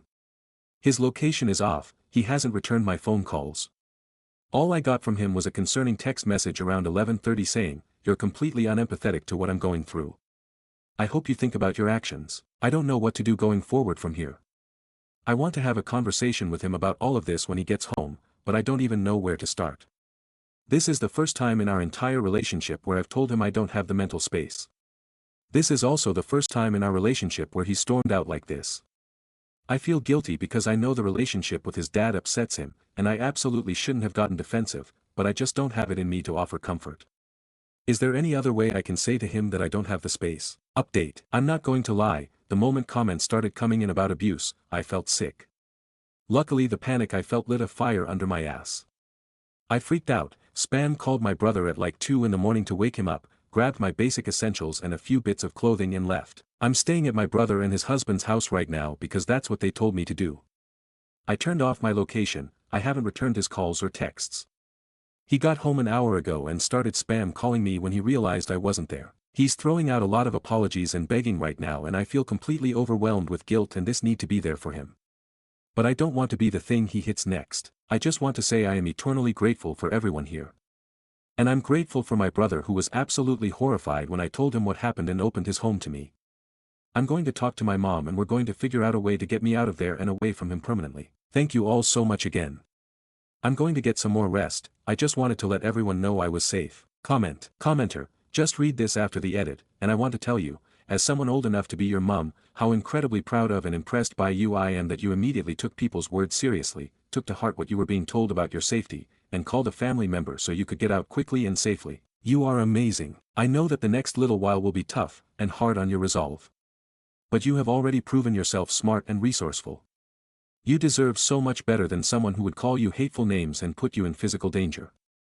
You deserve someone who is kind and thoughtful and emotionally mature enough to recognize when you're struggling with something and not just dismiss it and start whinging about themselves. You're right that partners need to be there for each other, but your BF clearly had no interest in anything that wasn't about himself. So proud of you, seriously. Be proud of yourself, too. Reply, I saw your comment earlier today, and I meant to respond right after you posted it, but it made me start crying. I just came back here because I need you to know how much your words meant to me. Thank you for being proud of me and thank you for your words of support. Thank you. Top comment. Commenter 1, I'll leave. He's abusive. Next time it could be your face, not the wall 2 inches from it. That's abuse. Leave for your safety. Update post. Hi, I just wanted to come on here to say one thing. Everyone who said he's abusive was completely correct. These past 48 hours have been nothing short of a nightmare. My now ex-BF started with extremely apologetic texts, telling me how he never meant to react like that he'll get therapy, that he'll do anything if I just come back home. Once those didn't get a response, he started getting desperate.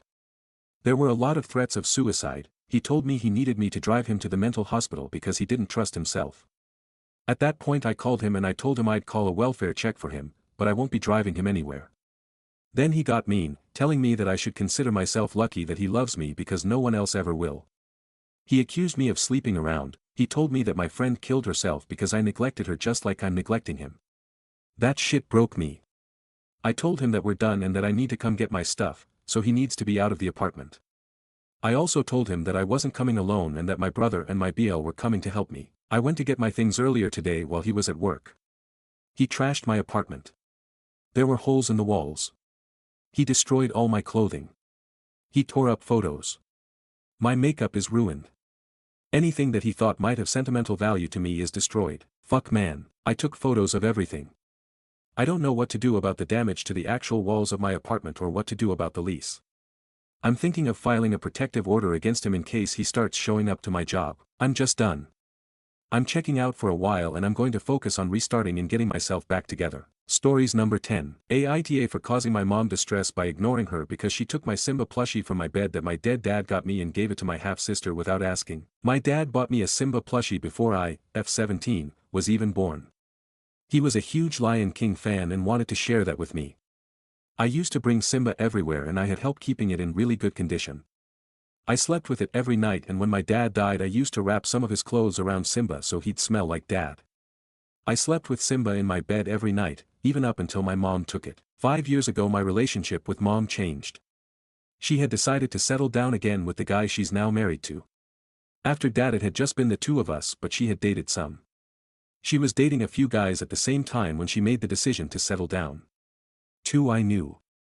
The guy she's married to and the guy she broke up with to be with her husband. I liked the other guy.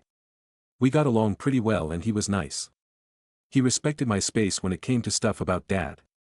I never liked her husband.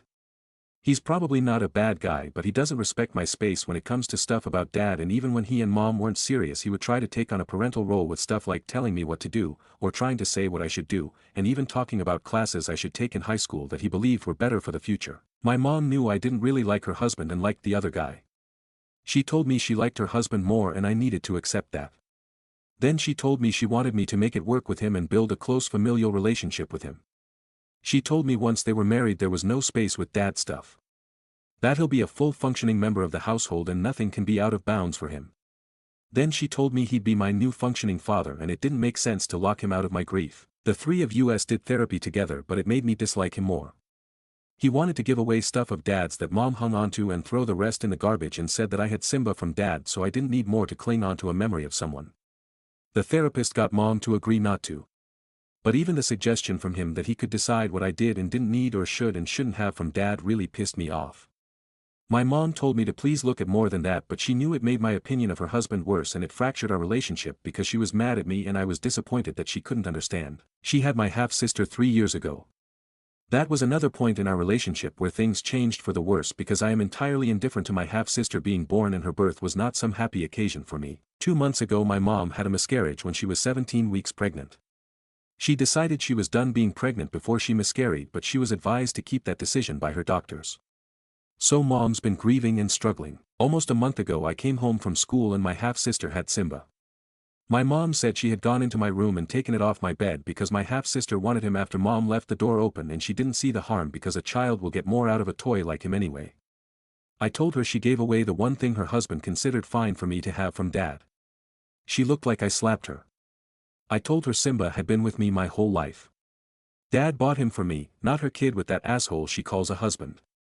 Mom tried to defend her choice but I told her not to talk to me. She tried talking to me a few times over the next 4 or 5 days but she got no response from me. Then she tried to give me Simba back.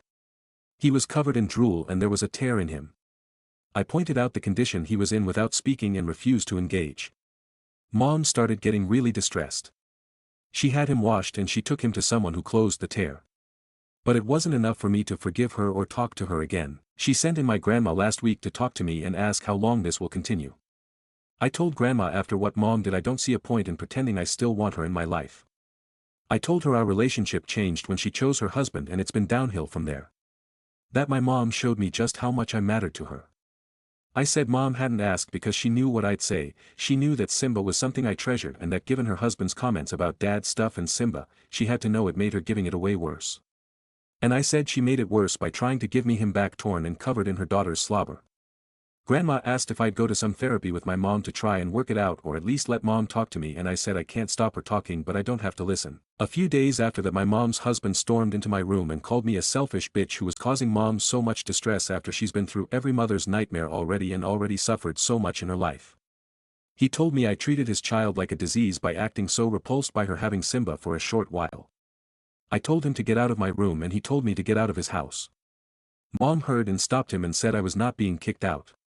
But because I just shut my door he started yelling more about how awful I'm being to mom. I don't really care what he has to say.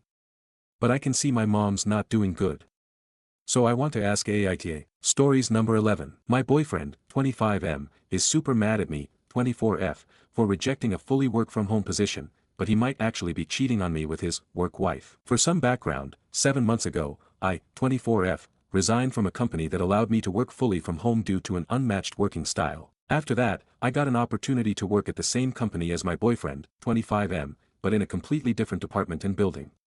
I've been working there for 3 months now. My boyfriend and I have been together for 2 years and currently live together. So I asked him if we could commute to and from work together using his car. I, of course, told him I'd help with gas and other expenses.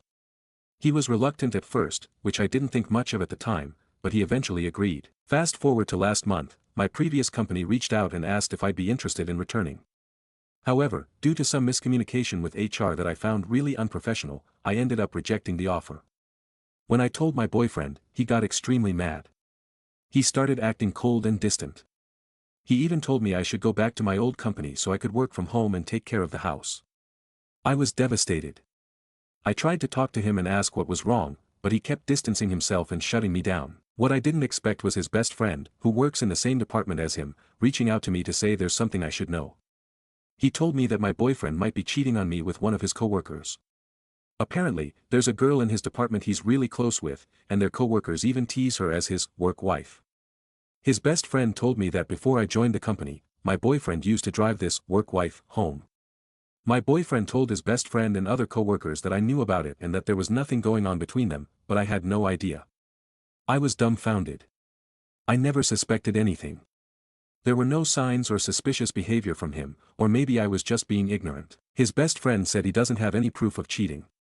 He told me he didn't want to stress me out or accuse his best friend without evidence, but he noticed I haven't been doing well lately due to the fight. He also said he's been cheated on before and doesn't want me to go through the same thing. He told me he had warned my boyfriend about the whole work-wife thing before, but my boyfriend just brushed it off and continued the whole work-husband-wife dynamic. I honestly don't know what to do anymore. My boyfriend is still cold and distant. If he really is cheating on me, I feel like I need to find evidence first. I really love him, but this whole situation is tearing me apart. Anyone got similar experience? Any advice would be appreciated. Stories number 12. Aita for telling my kid's mom that her husband can't have my kids while she's deployed. Tagline says it all. But here's some context.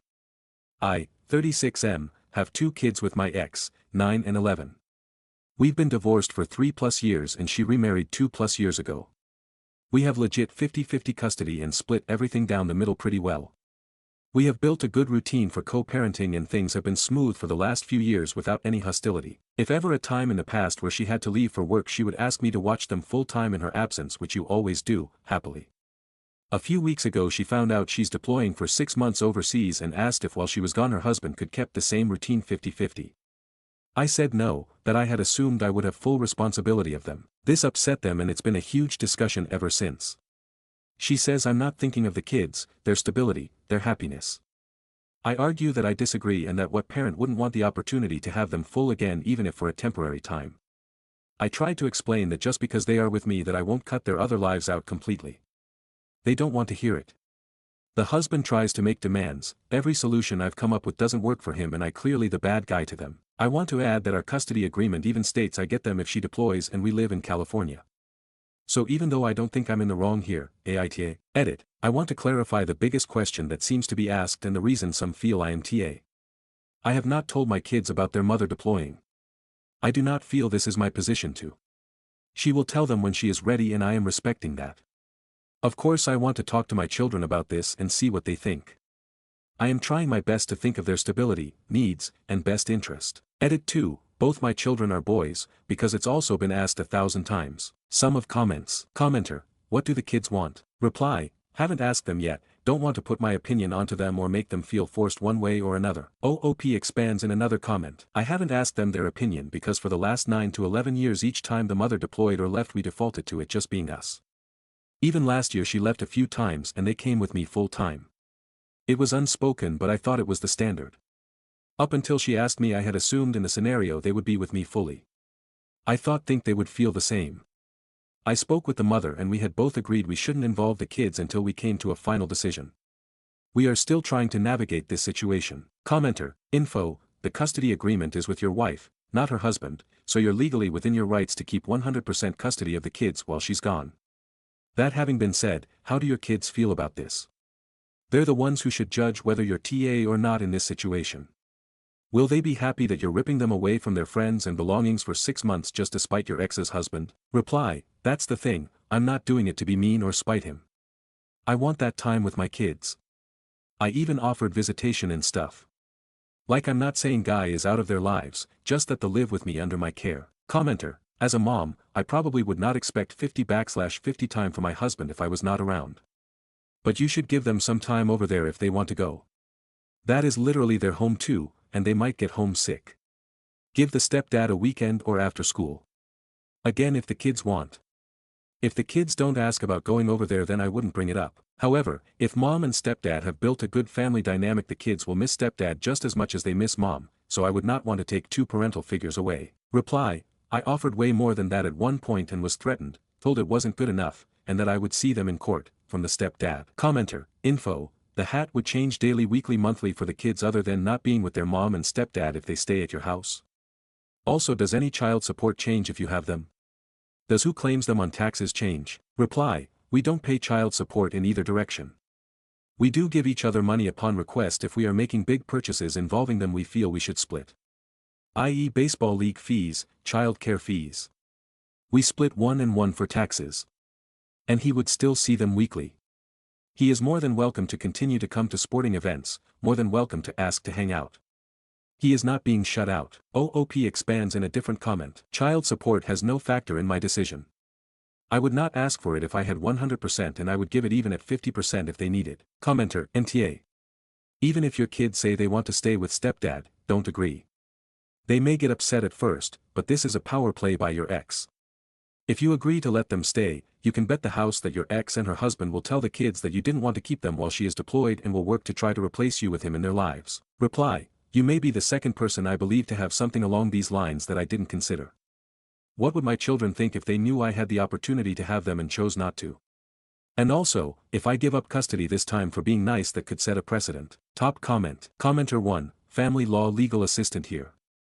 Not a lawyer. Not your lawyer.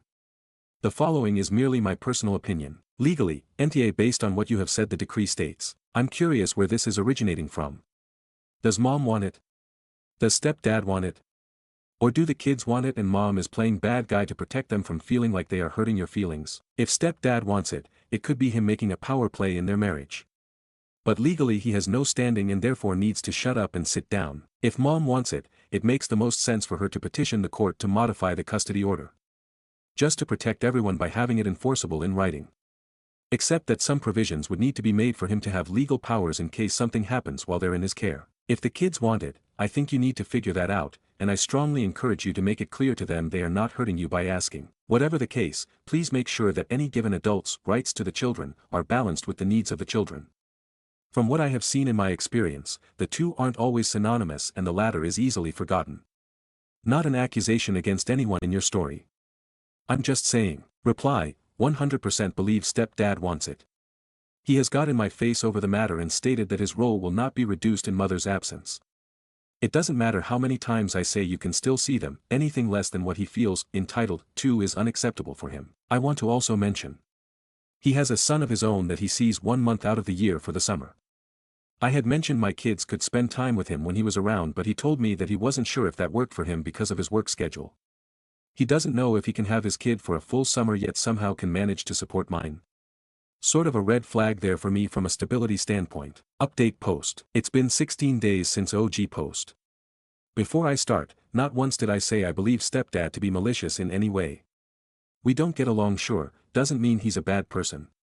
Next, I understand all the people who said I was TA was because I didn't talk to my children about their wants. I understand their input matters in this very big decision. Now, update. I spoke to a lawyer. As suspected, I was completely within my rights. Non-biological parent has no say in the matter. With mom leaving, I am sole guardian. No need to push anything on my end unless they try to, and even then it's an uphill battle for them to prove I'm unfit. As you can guess, they went to a lawyer also. I never sat down with mom to discuss how it went. What I do know is that it didn't go in their favor. How do I know, you may ask? Well, I decided it was time to try and have a private chat with stepdad. I was able to have a 5-minute conversation with him during my kid's sporting event we both conveniently arrived early to. He basically conceded at that point and told me they would just eat the 6 months. I told him I'd talk to my ex, but he asked if I could give her some time. I get it, she just got the bad news. I obliged and left it alone.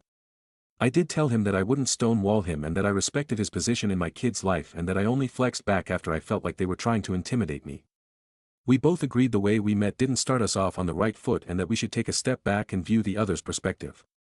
I told him, and her eventually, that I was still willing to give time and my intent was never to shut them out. I would like to address that I myself am a child of divorce.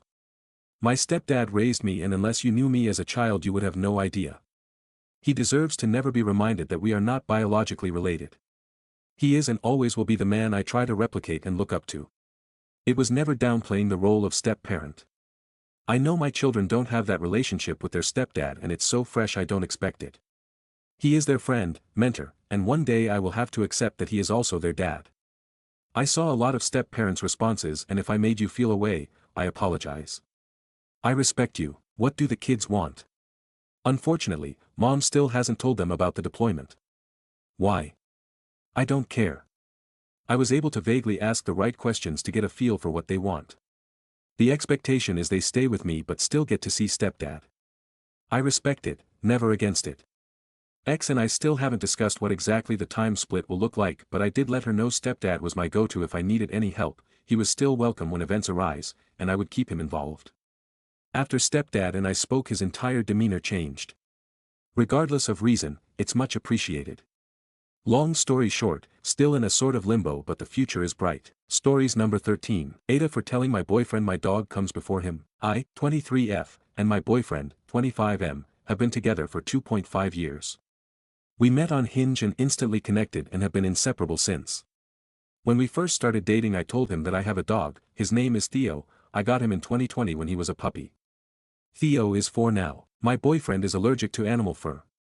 When we first started talking dating I asked if it would be an issue. He said no, he has family members that he visits on holidays who have pets, so he just takes an over-the-counter allergy med, and that seems to do the trick for him. So, whenever he would come over to my place he would take his allergy med. He wouldn't interact with Theo much, like petting him, playing with him, and letting him be near him much in general. I would also make sure Theo would leave my boyfriend alone and give the space that he needs so he doesn't have a bad reaction even with the allergy med. I would also make sure to clean the house to limit the amount of dog fur around before he would come over. Everything was perfect, and we had a good system. If I would go over to his place, I would make sure to put on clothes that were clean and had no dog fur on them so I wouldn't be leaving tracking it into his house. About 6 months ago my boyfriend and I decided to get our own place together, so we rented a condo that was pet-friendly, because wherever I go Theo comes with me. My boyfriend and I thoroughly communicated about what that would look like with his allergy. One being that he should get an allergy medication from his doctor rather than an over-the-counter med. So, that it would be stronger and help him out more. Our condo has 2 stories, so we put a dog gate up so Theo doesn't have access to the upstairs where our bedroom and bathroom are. I also vacuum every other day to limit the amount of fur and keep it controlled. I also give Theo baths about once every week and a half and brush him nearly every day. So far for the past 6 months this has really worked. We have this system so Theo can have access to the entire main floor and he's not just cooped up in a cage or a separate room all the time. I know I do a lot of work to keep my boyfriend's allergies down, but he helps out around the condo a lot too. Household chores wise we have things pretty balanced. But recently for the past month my boyfriend has brought up multiple times that he doesn't know how much longer he can handle having Theo here. Yes, we have a good system, and yes, his allergy medication works well. Which I bring up every time he mentions it. I try to understand what issues he is having and all he says is that he doesn't like having to constantly be worried about his allergies and Theo being around. He has expressed to me that he feels trapped in his own house having to constantly worry. I try seeing his side of it all, but I also mentioned to him that from the beginning he knew that Theo and I are a package deal, that we would have to work through this together. Everything seemed to be perfect till out of the blue my boyfriend seemed to completely flip on things. He does love Theo and loves going on walks with him and interacting with him for just a few minutes before he has to stop, and he has expressed this. We've had this conversation multiple times and it always comes to the conclusion of both of us not really seeing eye to eye. It got to a point where he would get home from work, we would eat dinner, then he goes right upstairs to get away from Theo. He seemed to form a hatred towards him. Now when I try to have a conversation with him about it he just shuts it down and won't talk to me about it. 2 weeks ago when he got home from work, I had dinner ready and he didn't even say hi to me or eat, just went right upstairs. Again when I tried to talk to him he shut me down. About a week ago that's when things took a turn for the worst. My boyfriend said that one of his friends, Mike, and his girlfriend, Sarah, would be coming over for dinner and to hang out last weekend. I work from home so I was able to spend the afternoon cleaning the condo, cooking appetizers and the meal and prepare some mixed drinks. I was excited to see them because I haven't seen Mike in a while and I haven't met Sarah yet. Usually when we have guests over I will put Theo in a separate room so he's not in the way and disturbs our guests too much. But, my boyfriend told me I don't have to do that for them, they love dogs. When Mike and Sarah come over I instantly notice the vibes are a little off. They seem to be paying more attention to Theo, and want to get to know Theo more than spend time with my boyfriend and I. We eat dinner, we talk, hang out, and have a nice time. Once dinner is over I start cleaning up and Sarah offers to help me while the guys grab a beer and go sit on the couch. Sarah and I get to chatting and I tell her how much I love her presence and her and Mike seem like an amazing couple. She then replies with, yeah, we've been taking some big steps together, we're getting an apartment and Theo seems like he would fit well into our lives. He really is a great dog. I'm taken aback and excuse myself and ask my boyfriend if we could talk. Him and I go upstairs and I tell him what Sarah said to me. He admits he invited the 2 of them over so they could possibly adopt Theo. He did this all behind my back and I had no idea this was his intention. I instantly snap at him and yell, Theo comes before you. He is my priority, I take care of him and the house to help you. If you can't be grateful for that effort, I don't know if I can continue with you. He comes before you. I then go downstairs and ask Mike and Sarah to leave. I am enraged. I then pack a bag for Theo and I and we are now staying at my parents' until further notice. I don't know if I can forgive my boyfriend for this. I can't trust him to be alone with Theo anymore. My boyfriend has been texting and calling me asking if we can talk this out, but I'm just too mad to say anything to him. Is it worth flushing 2.5 years down the drain because he tried to sell my dog? So, Aita for telling my boyfriend my dog comes before him. I also just want to say hi Morgan, Justin, Lauren, Jerry, and any other special guests Morgan may have on the podcast. I love THT and have been listening for a little over a year now. I look forward to a new episode every week. Love you guys. Relevant comments. Commenter 1. Your dog will accidentally get out and if you find them they'll be 3 towns over. He's already emotionally manipulating you by stonewalling and withholding attention, but this is a major violation of trust and autonomy. I also would have confronted him in front of the friends so they knew what kind of person he was. There is no going back if you love your dog. Reply. I texted Mike, I don't have Sarah's number, and told him everything. Once he knew, he turned on my boyfriend saying they couldn't be friends anymore and that he feels disgust being put in position like that. Both Mike and Sarah have been amazing supportive friends. The three of us are planning to get lunch next week to talk things through more, so then that way all three of us know everything my boyfriend tried to put us through. They really are amazing people. OOP on if they discussed long-term plans before concerning Theo. When we discussed getting a place together, we talked about what that would look like and what I can do to help his allergies.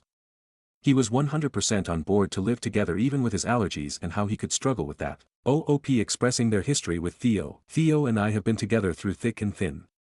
When I was struggling to find a job and being able to afford things for myself and him were difficult, I still made it work. I would donate plasma to be able to afford the bare minimum for both of us. I would never give up Theo for any reason, we'll always find a way to figure things out for us. My boyfriend and I are for sure done, he can't take back what he did. I appreciate your support. Update. I just want to start out this post by saying thank you to everyone who commented on my original post. You all really helped me out and put things into perspective for me. Felt like I was able to sort out my thoughts more. Okay, so update time. My boyfriend and I are not longer together. He broke my trust and betrayed me, can never recover from that. I want to clarify a few things I got comments on in my original post. Yes, my ex did have allergies. I went to a few of his doctor's appointments so I could ask his doctor on other ways I could help stop his allergies from getting heightened at home. I would also sometimes pick up his prescription for him at the pharmacy. Both his doctor and I recommend he goes to see an allergist for possibly better medication and allergy shots, but he said the medication he had was working enough. So, that's on him. One other thing. My boyfriend was 100% on board with moving in together. We communicate about everything and what it would look like living with Theo. I also did my best to accommodate for both Theo and my ex wanted everyone to be happy. Now on to the big stuff. The night I left and packed a bag for both Theo and I to stay at my parents', my ex called and texted me all night long asking to talk and sort everything out together. I ignored him, I wasn't in the headspace to talk. Plus, where was all this wanting to talk and communication when he started having issues living with Theo? A few days later my parents and I went to go get the rest of my things from the condo while he was at work so there would be no confrontation with him. I wasn't ready for that. Side note, my parents are letting Theo and I stay with them until I'm able to get back on my feet and find my own place. I'm very thankful for that. I haven't blocked my ex yet because I'm working on breaking myself out of the lease, so I still need to be in some contact with him for that to work it out. I'm willing to pay whatever fees I need to for that. Every time I have had to contact him for breaking the lease, he had asked me if we could talk. I tell him no every time because I honestly don't want to hear what he has to say or whatever excuses he tries to give. He crossed a huge line. Now on to Mike and Sarah. I just want to say they are both amazing people. The night when they both came over, they had no idea what they were getting into. They both were under the assumption I was on board with rehoming Theo, because that's what my ex told them. After I asked them to leave and I left as well. I texted Mike letting him know what happened. I also didn't have Sarah's number at that time because this was my first time meeting her. Mike then texted my ex that night going off on him saying they could no longer be friends. Mike and Sarah had been dating for 8 months before I met her. I have known Mike since high school. We weren't really friends or that close. But, I knew him enough to know that he is a very good person. My ex and Mike were friends from college. My ex didn't go to the same school as us growing up. So, occasionally my ex, Mike, and I would all go out together or he would come over for a boys' night. Mike had already met Theo from coming over occasionally. So that's probably why my ex contacted Mike about adopting Theo. Mike, Sarah, and I went to dinner Wednesday night to talk everything over, and be on the same page. They explained to me that they both thought I was okay with rehoming Theo because of what my ex said to them. My ex told them that I was getting rid of Theo to help out my ex with his allergies because they were too much to deal with, and that we would be more comfortable giving Theo to people we know and trust. I was shocked to say the least hearing all of this. They also explained that they both felt disgust being put into a situation like that and also feeling completely betrayed by my ex and the manipulation he put us all through. They both have turned into some pretty amazing friends and they told me they have my back no matter what. I think the three of us hanging out will turn into a regular thing. I was planning to post the update last night after I got home from dinner. But, can you guess who showed up at my parents' house last night? You guessed it, my ex. He knocked on the door and my dad answered. My ex asked if I was available to talk, so my dad asked if I wanted to talk to him or if he should tell him off. I decided it was probably time to at least hear him out, even though I was still standing my ground. He apologized and said he made a huge mistake. He didn't think I would have left. I asked him, what did you expect? You went behind my back to try to get rid of my family. You manipulated everyone in that situation. I wouldn't be able to ever trust you again. You deserved what came to you from this. Losing your friends and me. Your mask slipped and you showed me who you truly are. If you would have actually communicated how you were feeling with me, things could have been different. We might have broken up, but at least it would have been a conversation, instead of this. How I can trust you won't try to get rid of Theo again, or manipulate me again, or try to control even bigger things that could come. You should be sorry to me, Mike, and Sarah. But most importantly you should feel sorry to yourself because you fucked up big time. I'm done with this conversation, you can leave now. He then asked me if he could see Theo. I laughed in his face and closed the door. I do believe he cared about me up until he decided to make this decision. But he just gave up and that's on him. I have learned a huge lesson here and even more red flags to pay attention to. I have promised both Theo and I that I will never put us in a situation like that again. Pet allergies will be an instant no. Theo has gotten all the love he deserves since moving back home with my parents. He is definitely a spoiled boy. I feel bad putting him in a situation like this. The situation sucked, but I'm glad it panned out the way it did and I was able to intervene before something horrible happened. I want to say thank you again to everyone for the support. I really love the Reddit community. Stories number 14. Aita for sticking to my guns after my MIL of 30 plus years told me I wasn't in the family. My husband, 55M, and myself, 54F, have been married for 32 years and together since I was 19 years old. My husband Tom is an amazing man, but an extreme introvert, so I have been the social planner, greeting card sender and gift purchaser for both of our sides of the family. I couldn't even count the thousands of hours of calls, handmade gifts, and holiday meals I have contributed over the years. I have never had any major problems with my in-laws, but they have never been supportive, even when I was taking care of my terminally ill mother and 2 small children, and then working my way through nursing school. No offers of babysitting or meals, even though they only live 30 minutes from us. We even took money from our helic to keep them from losing their house due to their financial mismanagement. I share this background to show why I was so surprised to find out that my MIL did not consider me in the family, in spite of 30 years of participation and contribution. Tom's uncle, Ned, died of COVID in 2022. His wife, Claire, my MIL's sister, was devastated and decided that she couldn't deal with a lot of people at his internment. She only wanted Tom, his sister, her own daughter and husband and my MIL and FIL to attend, not DT COVID rules, just her preference. No problem. My problem came when my MIL explained that, it was nothing personal that I'm not invited, it's just because she only wants family there and since I'm not family, of course I can't come. I chalked it up to poor wording, but for the next 4 to 5 phone conversations, she kept saying, nothing personal, it's just for family, multiple times each conversation. She kept talking about the lovely luncheon they were going to have after the event I am excluded from, which would be so nice for the family to catch up, etc. Tom did tell MIL to not refer to gatherings where I am not invited as, for family only, but MIL talked over him like she always does, and never registered how insulting it was. How am I not family after 30 plus years, 2 kids and decades of effort? She wasn't mad or being vindictive, she was just calmly stating facts. She was acting like Tom is 20 years old and I am the flavor of the month, not his partner of 3 decades who literally saved his life and nursed him through a stroke, again without help, and all the aftermath. I was crushed. Inclusion is really important to me and whenever I host a holiday, I make sure that friends and coworkers have a place to spend holidays and invite them to spend it at my house if they don't have other plans. Shutting someone out is literally one of the worst things you can do to a human. My solution? If my MIL is going to treat me as my husband's +1, I'm going to start acting like it.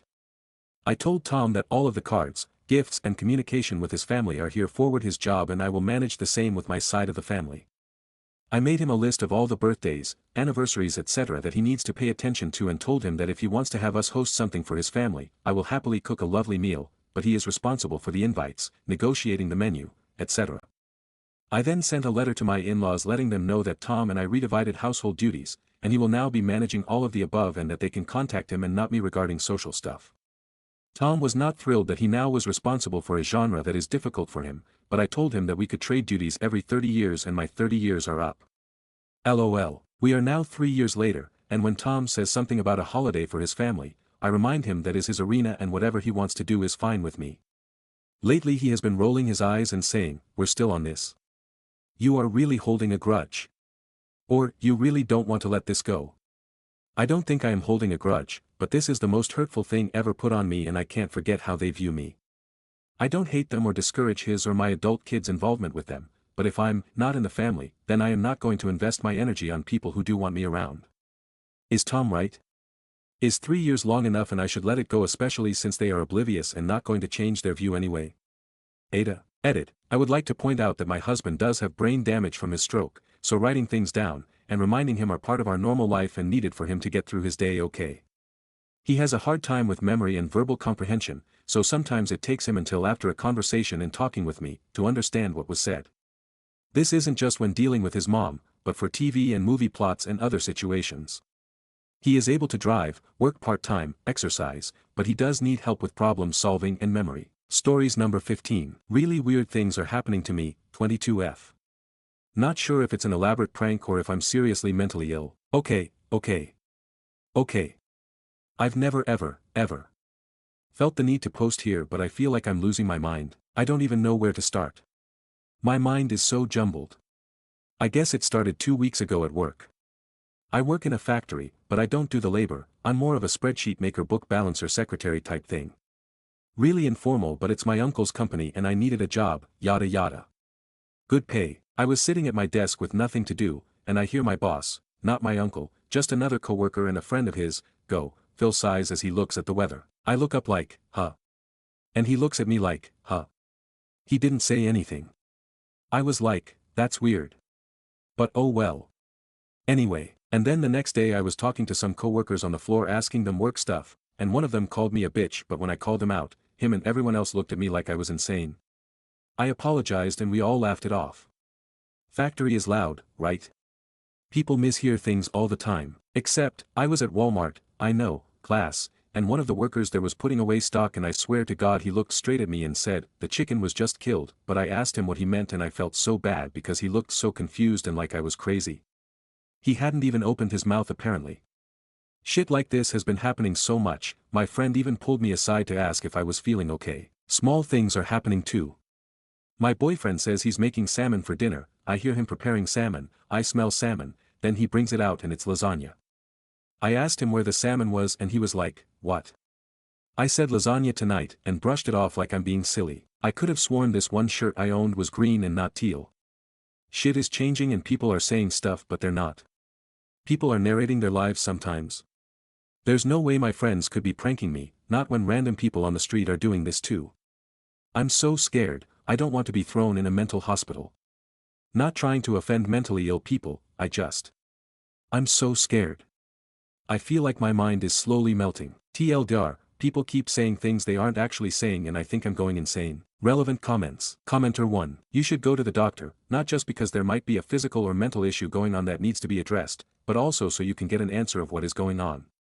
Don't keep yourself in limbo, that will drive you insane. Doctors aren't your enemy, and even if there's a mental issue going on that doesn't automatically mean you get thrown into a mental hospital just like that. You've probably been around more people with mental disorders than you realize, and the vast majority of them can live a, relatively, normal life and live independently with some medical and/or psychiatric help. Go to the doctor, they're the professionals here. Reply. Thank you. I'm in Canada, and I made an appointment with my doctor, it'll be a week before I see her though. I can't believe how much this blew up. It happened again last night. Boyfriend said he was going to the bar, I shower and come out and ask why he's still here. Because I live here. I thought you were going to the bar. No, maybe I'll go to the ER if it keeps happening. Commenter 2. Not to terrify OP, but this happened to my mother as well, and it was a brain tumor for her. This seriously calls for a doctor as soon as possible. Commenter 3. Yep, sounds pretty similar to a friend. Go get it checked. It's scary. But my friend, she's doing a whole lot better now, smiley face. Update. Wow. I never could have ever in my wildest imagination that my last post would get this much attention. I was my own boyfriend's Reddit account on his phone and actually saw my own post near the first page. I was floored. Then he saw what I was looking at and we had a pretty awkward conversation. Basically asked me why I posted something like that. He'd read it but only when he saw me on the page it clicked that he saw the same username on my laptop on Reddit. He never imagined it was me. I did change some details about my life in the last post. So we talked for a long time and finally he said that he was taking me to emergency. I didn't want to go, I just wanted to wait for my appointment, not because I didn't think it was serious, but because I had no clue how to explain what was happening to the doctors and nurses. Especially for it to warrant an emergency visit. So we went, and he was very understanding. Just asked me how much I remembered from the past couple days. Stuff he said, and stuff I'd apparently heard. We were both scared, hahaha. I got to emergency. Very slow. I live in a smallish town but we have a giant hospital for some reason. We're close to a lot of other towns, and they use our hospital. Close to Toronto too. Anyway, it was slow. Just one father and a sick child. I went in and basically had to explain what was happening and honestly, the nurses were like, WTF. This bitch is crazy, but when I saw a doctor he took me very very seriously. It was very nice. He wrote down basically everything I said. I got some x-rays and they asked me questions. You know the whole spiel. Anyway, the point of this update was to tell you guys that I have a tumor. That's really scary writing out, but I have a tumor. In my brain. It hasn't sunken in yet that tomorrow my brain is going to be under the knife. I don't want to share more because I've gotten a lot of messages from people who were like, guessing my name. And where I'm from. Apparently I remind people of their friends or crazy exes. I'm scared to miss work but my boss was more than understanding. He sort of looked at me like I was insane when I asked how long I should be out of work. I don't know. I need to pay rent. We'll figure it out. Thank you all for your love and support. I will update whenever I remember to. I am scared, but alive. TLDR, I have a tumor and I'm getting surgery. Thanks. Update. Am I allowed to make an update here? I don't use social media much anymore and Reddit looks completely different than the last time I logged in. My friend sent me this basically immediately after it was posted asking if it was me. It was so long ago. I kind of cringe seeing how I wrote, but I'll give myself some flack because I was young and going through a terrible time. That BF didn't last long, he bailed when he found out how long my recovery would be and what it entailed. I moved back in with my family, who are all nurses and caregivers, so it was really the smoothest recovery I could have had. I did years of therapy, both physical and mental. I did eventually end up losing my factory job, but that honestly wasn't their fault. Admittedly I no-showed to work a lot and was spiraling for a few years, but I eventually landed on my feet, found my dream man, lumberjack type, sorry for being a Canadian stereotype, and his mother had gone through, almost, the same thing I did when she was younger, so we really bonded over that. I won't say I'm having a perfect time. Life is life. I'm child-free, have a job I tolerate, have money to spend on my friends and family, and am generally very happy. I keep off social media because I already survived a brain tumor, I'm not looking for more. And for Americans who are going to ask, yes, it was free. Stories number 16. I faked liking hiking and now I'm deep in the woods, literally and emotionally. I've been pretending to love hiking for years, and now I'm in way too deep. It started as a lie to impress a guy, and now I'm halfway to becoming Bear Grylls against my will. So, a few years ago I started dating this guy who was all about adventure and living life to the fullest. He owned a Patagonia jacket and had a carabiner for some reason. On our third date he asked if I liked hiking. I wanted him to like me, so I said, oh my god, I love hiking. Nature is my therapy. Huge mistake. We went on a hike that weekend. It was 6 hours long. My legs almost gave out halfway up the trail and I got bitten by a spider that may or may not have been poisonous. But I smiled through the pain and said things like, wow, look at that view, while secretly trying not to cry. Now it's 3 years later. We're still dating. I've become the hiking girl to all his friends. People message me for trail recommendations. I've received gifts of hiking socks. I own a water bottle that says, take a hike, unironically. The worst part: 1, hate hiking. I hate bugs. I hate sweating. I hate being more than 10 minutes away from a bathroom, but I've committed so hard that I now lead monthly group hikes for his coworkers. I have a Google spreadsheet for upcoming summits. I once pretended to love a view so much I cried, it was just the altitude and dehydration. Now he wants to do the Inca Trail for our anniversary and I'm googling how to fake a knee injury convincingly. Please send help. Stories number 17. AIO for telling my husband I want to separate due to many reasons but recently political. I'll try to keep this short as possible. 33F married to 58M for 12 years. No kids. We have had issues for a while now. No sex, a bunch of dogs that he wants to breed but has been a complete failure. He's also had a lot of health issues and has not worked in years, so I'm the only one bringing in money except for his VA, but he doesn't get much and says he won't get an increase. I can deal with no sex. I am tired of cleaning up after someone else, especially working. I have been traveling for work for a while because it's the only way to make decent money. I was driving over an hour one way and then still coming home and having to clean the house. This has not changed. He did put in a dishwasher, so now he will occasionally fill the dishwasher. Never does laundry, never dusts or anything like that. Which is particularly bad when we have a small house with multiple dogs inside. One of which likes the dirt. He doesn't bathe her and there is always dust everywhere. I gave her a bath a couple weeks ago. By day 4 it was like I hadn't. Politics. He is a Trump supporter. He is not a MAGA wearing supporter but voted for him and agrees with what he is doing. He thinks I am overreacting, and maybe I am. Part of the reason I'm posting this. I think we are seeing the worst president in history destroying our country. From removing someone legally here to another country and refusing to bring him back, my husband's response to this is the other country is refusing, so what is he to do? No comment when I mention him sending homegrowns to a foreign country. He still states that Trump is the lesser of the two evils. Then I mention everything he has done and is doing and no change. He literally listens to Ben Shapiro and agrees with what he says. He is joking when he is talking about invading Canada. It makes sense for the SAVE Act. We have to stop illegals from voting. I mentioned how that will hurt a lot of women. He says he doesn't see the big deal with them getting their birth certificate and other documents. Okay, I don't feel loved at all. We have zero intimacy. We make okay money but can't really go anywhere because of the dogs. They are huge and aggressive to other people, which he likes and the reason he got this breed. There is other stuff I can't think of right now. We got into it last night. Bae brought up politics when we were eating dinner. He says we should respect each other's opinions. I told him I feel this is a moral issue at this point, and it's hard to respect supporting Trump. I can look past voting for him. I cannot look past still supporting him. He went on to talk about he won't have a legacy if I leave. Sorry for the new account. I didn't want this on my other one. Owie. Stories number 18. Aita for suggesting I stop paying child support. So I know that after reading that title I have an uphill battle to be labeled, not the asshole, and if I truly am the asshole I'd love some advice on navigating forward. As a quick overview, my ex-wife got pregnant on accident after our marriage was already on the rocks. Before our son was even born we decided to divorce. We lived together for the first few months on his life in separate rooms for logistics and baby bonding, and were divorced and living separately before he was 1.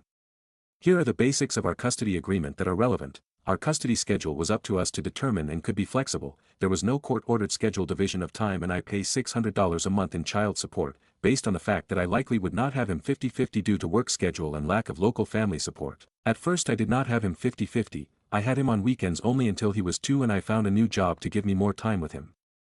So then I would have him every weekend plus some weekdays. We were about 60-40. Once I had been with my now wife for over a year, we changed custody again to be exactly 50-50. It's been like this for about 2 years now. Our son is 6 now and getting into sports and more paid activities, and while we're getting by financially, my pay went down when I switched careers to be more involved, and my wife is a teacher so it doesn't pay much. When we sat down to review our budget I took a look at what a difference $600 could make. It would help with our food budget, and free up some more money for my son's activities he really wants to do. So I brought up the idea with my ex-wife about eliminating child support or lowering it to $250 a month, which I knew would cover a good amount of monthly costs centered around him. She was so pissed about me even suggesting it she called me, screamed that I'm taking food out of his mouth and it's not fair that I have a 2-income household and am asking to support him less than her as a single mom. She said no way, and if I tried again she'd take me to court for full custody. Later that day even her mom was texting me and calling me a deadbeat dad. I really didn't think I was an asshole for asking to at least lower it, considering it would go directly to supporting him, just at our house instead. I get that we have a 2-income household, but she does have a partner who lives with her, so I would hope they're helping out with household things at least. I also pay for his health insurance, and a larger portion of his school tuition. And when we divorced, I gave her the house that I had already paid a large chunk of by myself, so her mortgage is less than average rent in our area. I don't know the full breakdown of their finances, but I do know that our son has a massive amount of toys at her house, and an iPad, and eats out regularly. So I'm wondering what his $600 a month goes to. I was confident in my ask and my wife says it was a reasonable suggestion to at least lower it, but she did say maybe I should have just asked to lower, not totally eliminate. I can see that, but if I'm being honest, I'm struggling to see a side where I'm in the wrong and deserve to be called a deadbeat dad. So what do you think? Relevant comments. Commenter 1. How much difference would losing the 600 make for her though? Reply, that's a good perspective to look at, and I had given it some thought as I was seeing the positive impact for me. That's why I mentioned the amount of toys and eating out and technology and such. Obviously my opinions and guesses are not facts, but I think a lot of money is spent on going out to eat, Starbucks on the way to work every day, new toys, and luxuries more than necessities.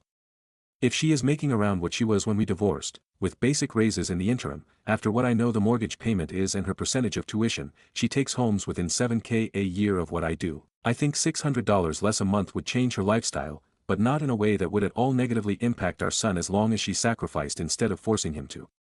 But like I said, all my thoughts could be wrong. Which is why I wanted to just have the conversation and was open to still contributing. Commenter 2, your current partner's income has no impact on whether you should pay child support or not. Her boyfriend is not responsible for your child either. But, if you and your ex both made the exact same income and you had 50-50 time, then there is no reason to pay any child support at all. But, it is the income disparity between you two that would determine what you should pay. If you make substantially more than her, it would be fair for you to pay her even if you 50-50 time with the child. Most country states have an income calculator to estimate what child support is due. You might owe more or you might owe less. So it might be reasonable for you to pay less. It is hard to judge without knowing your both's incomes. Commenter 3, thank you. I can't believe so many people do not know this. Maybe it's different in certain places, but as far as I know, income disparity has been the standard for setting child support for several years. Reply, I did find a calculator that could give me an estimate, and while I don't know all the exact numbers for her side, I actually got an estimate around $100 a month, but I brought it up to $250 for my suggestion because going from $600 a month to zero felt harsh, as nice as it would be on my side, huh? I just wanted to open the conversation with her to go through this process and am still getting berated for even thinking it. OOP explains about how his child support is used for and how he has been budgeting. Reply, I don't know, you're right. But when my child support payment goes into the same bank account as her paycheck does, and that account pays for the grocery store trip and the Starbucks, which dollar is paying for which? I know that each time we were about to change custody I redid my budget. And I got rid of my morning coffee and breakfast routine that was costing me about $90 a month to allocate that to my gas budget since I would be driving more to and from his school. Also just a petty note, I did say, my guesses are not facts so I'm not claiming to know everything. I just wanted a conversation. I get that, and I'm so glad that it's not that situation. But my child support is to ensure that he can have equal quality of life at both homes so he doesn't suffer for his parents not working out. Right now I am paying $600 a month and he's living pretty similarly at both homes. He has less character novelty toys at our house, more Montessori style or outdoor toys, not a lot of things he'll grow out of or get bored of very fast, and we cook 95% of our food at home rather than eating out. He doesn't have things like an iPad, and our most frequented outing is to the library. So my point is that I think he can still have the same quality of life at both homes, and I will still contribute, but would less than 600 impact his life, or hers? Would she have to get less Starbucks or get her nails done less, or eat out less?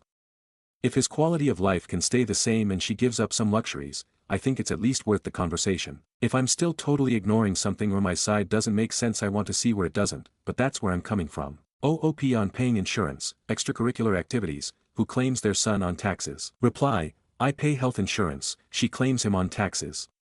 And no, as much as I'd love more time with him I don't want to take him away from his mom, and the custody schedule we follow now seems as easy on him as custody changes can be. I pay for the insurance and all the bills come to me, and I pay them. For a while we were at every appointment together and I always paid the copay. Now if she for example takes him to his regular dentist appointment they bill our copay and I pay it.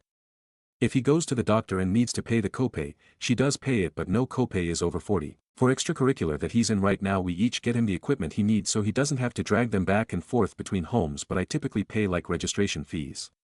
His first soccer summer camp ever we split it on the same percent we split school and we've been doing each a little different, case by case. Editor's note, FOC equals friend of the court, an unbiased, impartial legal assistance for child support cases. Update. I responded to a lot of comments in my last post so I won't spend much time clearing things up here or making my case. I also was downvoted quite a bit on most of my comments so, not I'm sure how this update will go over. I will clarify that we do have a custody and support agreement. It's not a super common one, but it set my child support and essentially said we have shared custody and we can decide what the schedule is. I brought it up with my ex first instead of court because for one, I didn't want to blindside her. And two, we have talked through and agreed on the custody time changes together each time before and agreed it was nice to keep it out of court. I let things be for a couple days after asking her. The day after I posted, I apologized to her for how I brought it up and asked if she would be willing to go to mediation to at least discuss the topic.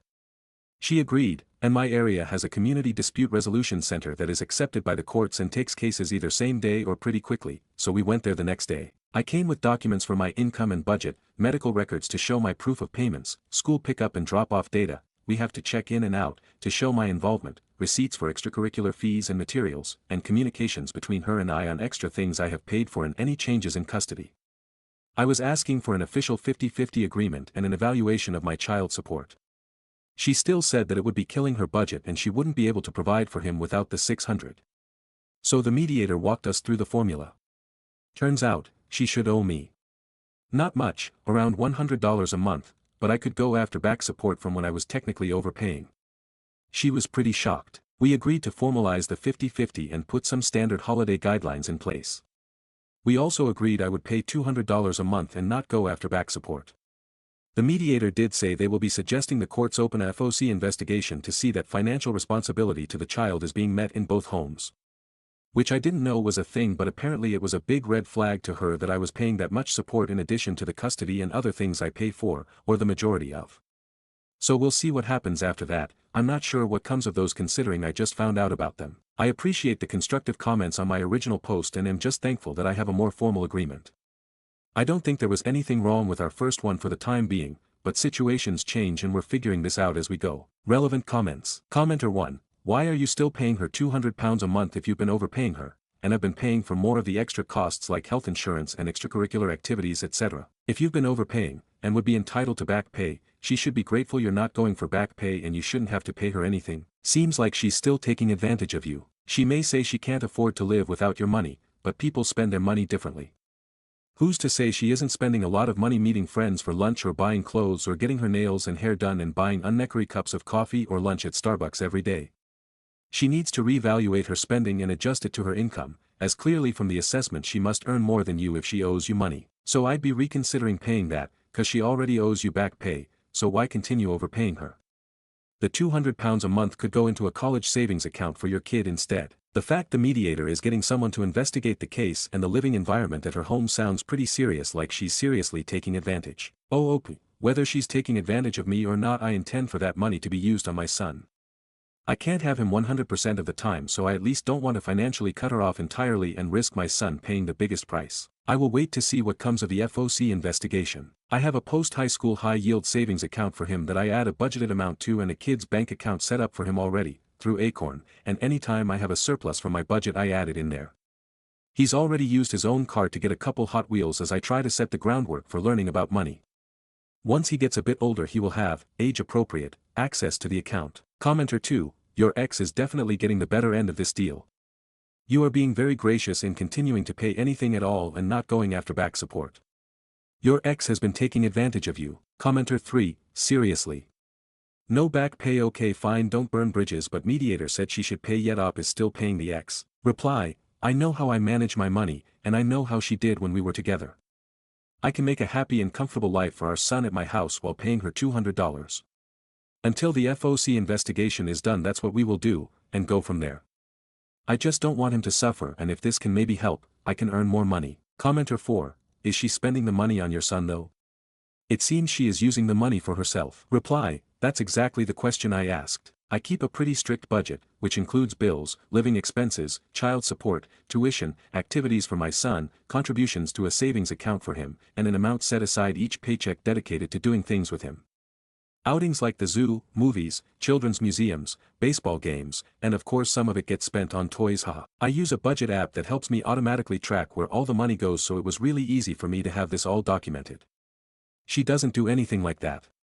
I had tried to get her to when we were together, and suggested it after we divorced, but obviously I can't make her do anything. Knowing what she made when we were together, and that she was still in the same job, so it'd be fair to assume she's gotten a raise, what I pay in child support and toward his other expenses, what the mortgage is. It didn't make much sense to me that she was saying she relied on that money. She still regularly gets her nails done, like a full set with designs, according to my wife that's pricey, keeps her regular cut and color hair appointment that I had always paid for, and drives a car with at least a $300 monthly payment. Now I don't know what her boyfriend makes, but he's in the pharmacy world, which I think pays decently well. So nothing really added up for me, and it didn't for the mediator either. Now we're both turning over our financial records and doing home visits.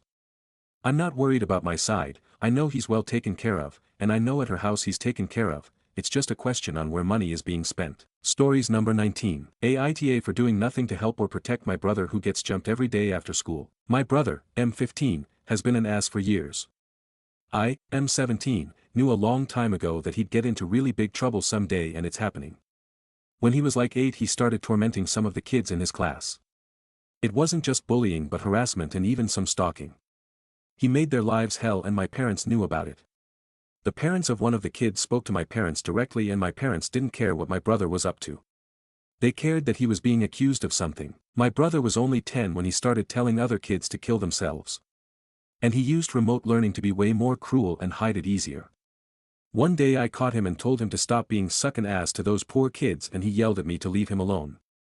Mom and Dad said I was overreacting and he wouldn't do something like that. When school went back into our classrooms, he would take off his mask and breathe on other kids. One time he even coughed and sneezed on a kid, and this kid has an immunocompromised sibling, and my brother taunted the kid that he'd kill his own sibling if he went near him. Then he started getting physical with other kids. Shoving them, pushing them, kicking their feet out from under them. My parents would always turn a blind eye to it, and now it's caught up with him. A couple of seniors have siblings who were targeted by my brother, and they jump him after school every day. My brother has started getting black eyes, busted lips, bruises all over his body. My parents are afraid to address it with the cops because my brother's behavior would be found out too, and he'd be in trouble as well. Because he has assaulted kids. He went after a trans boy in our school and could probably be charged with a kind of essay based on stuff he's done, if what I heard is true. I've told him before he's sick and twisted, and I told him once people would get payback on him. I'll be honest, I think he deserves it. My parents are terrified the guys jumping him will kill him one day. They asked me why I'm not stepping in to help and protect my brother. I told them I'm not getting involved, and he brought all this on himself. That he's an asshole and he doesn't deserve to be helped. My parents told me he's still my brother and I'm his big brother, and I should want to make sure he's okay. I asked if they ever considered that what's happening is other big brothers protecting their little brothers. They told me I should be ashamed of myself for not caring what happens. I said I could go to the cops for help, and they told me I can't. They refused to answer why when pushed. Then they went back to saying they can't believe I won't help my brother and protect him. They said I'm a failure as a brother. Stories number 20. Aita for telling my mom I won't cancel my trip just because she's upset I'm not spending it with her. I, 26F, have been planning a trip with my friends for months.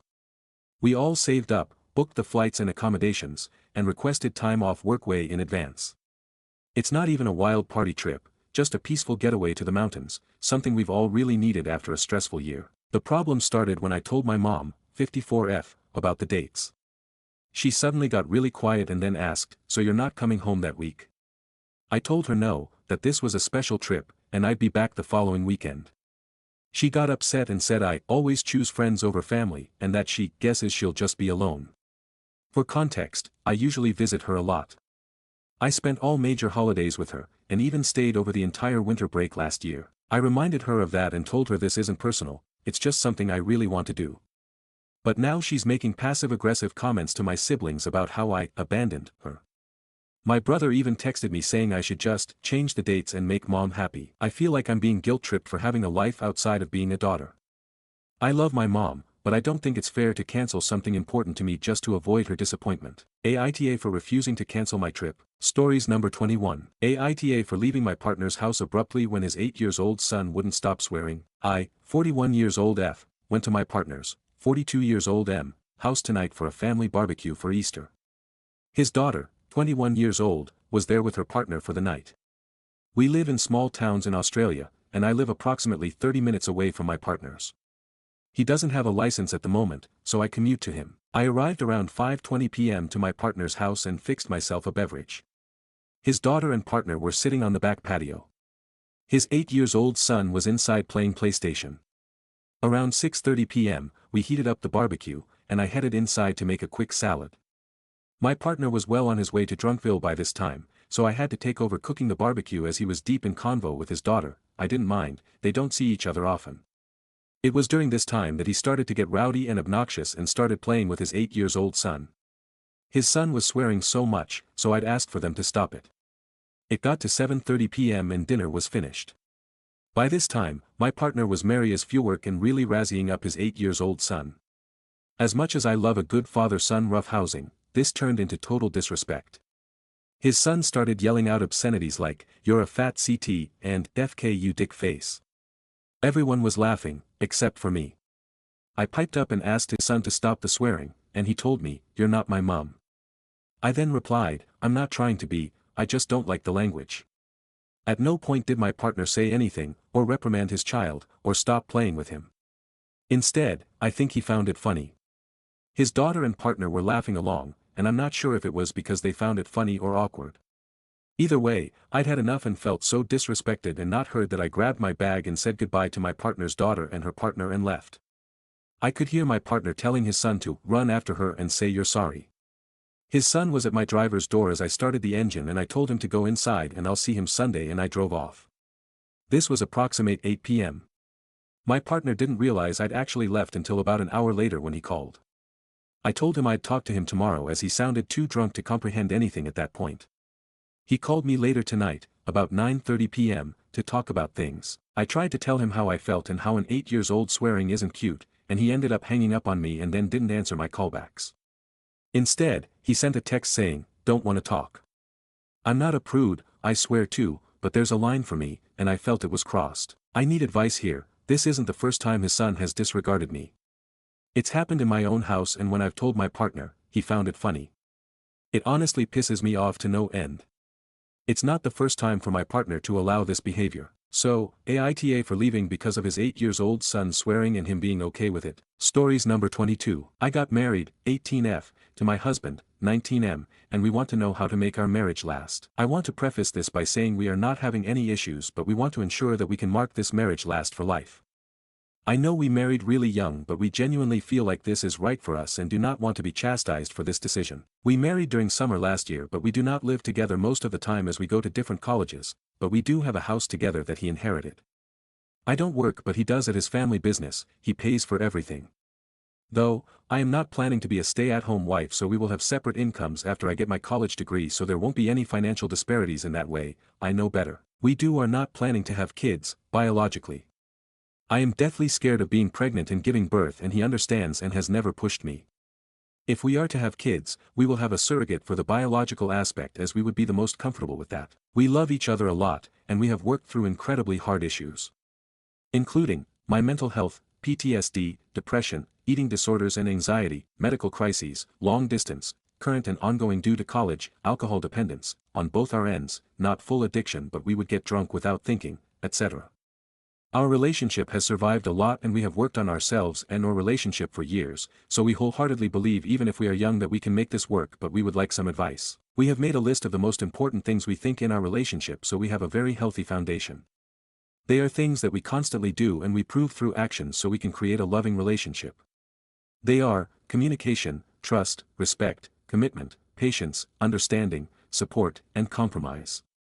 We also share compatible social, ethical, moral and political views on most things so we are very in tune with each other and have put in the effort to make sure we have created a healthy environment in our relationship for both of us to grow. We have a very active sex life, he comes to visit me every weekend, he drives to me, I do not have my license, and we have our weekly date night. When we are not at university, we have sex once a day or once every 2 days.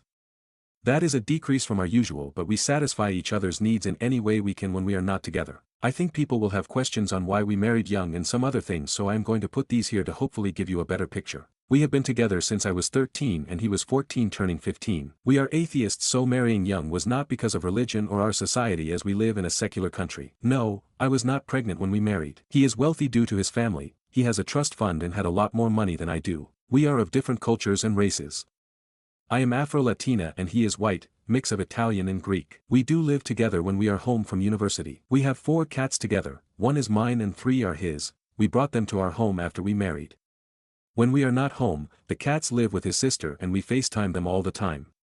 We did marriage counseling before we got married and figured out what we wanted our marriage to look like throughout the years, progressions of careers, financially, emotionally, physically, potential children, family unions, etc., so we knew what we were getting into. However, we do know that we are young, so we want to know anything that we may not have talked about or some secret things that could make our marriage last. Can you give us advice? Stories number 23. 40 plus never married. No kids. Mourning the life I didn't get to live. I don't know if this is the right place for this. I've never got a response from my story, so I don't know if there is a place for it, but I'll be 42 this year and I'm deeply saddened by the thought that I might not get to have a family. A lot of people I know, as all of us do, had kids and are divorced or are a baby daddy, and I have always felt good about not having kids with the wrong person. But now I feel like I wish I did. I feel like I missed that chance. I know I don't have the energy and life I used to have. And I haven't even met the person I would potentially have kids with yet. I'm mourning a life I didn't get to live. I didn't try to not have kids. It wasn't a decision to not have kids. I just had a lot of traumatic events happen. Now I struggle to date because so many women already have kids.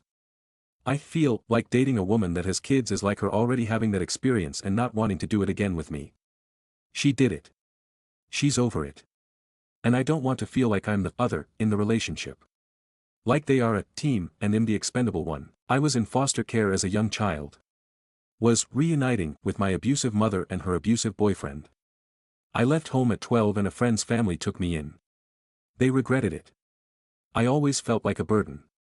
Like the other. I knew they were a team and I always felt so close to being kicked out.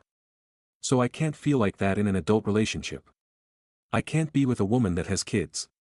Not for any moral reason or judgment. Not at all. It's just a deeply personal issue I have. But yeah, 40 plus and still want kids. Still want a family. I've never been married and feel like I wish I made that mistake everyone else did. Edit. One thing I left out was that I was in a car accident in my early 20s, after my second deployment, and I was burned pretty bad. So I spent a long time recovering and missing out on normal adult experiences and the natural maturation process in life. I wasn't really having normal adult experiences in the military either, but I think I'm very experienced and mature in a thoughtful sense, but I'm kind of a loser in the normal adult human sense. The burns really narrowed my options and opportunities for dating. And obviously affected my self-esteem. So I don't have a lot of the experience with making all the mistakes you're supposed to make and learn from in relationships. I don't mean to sound like I'm complaining or looking for pity. But my soul is just really struggling with life.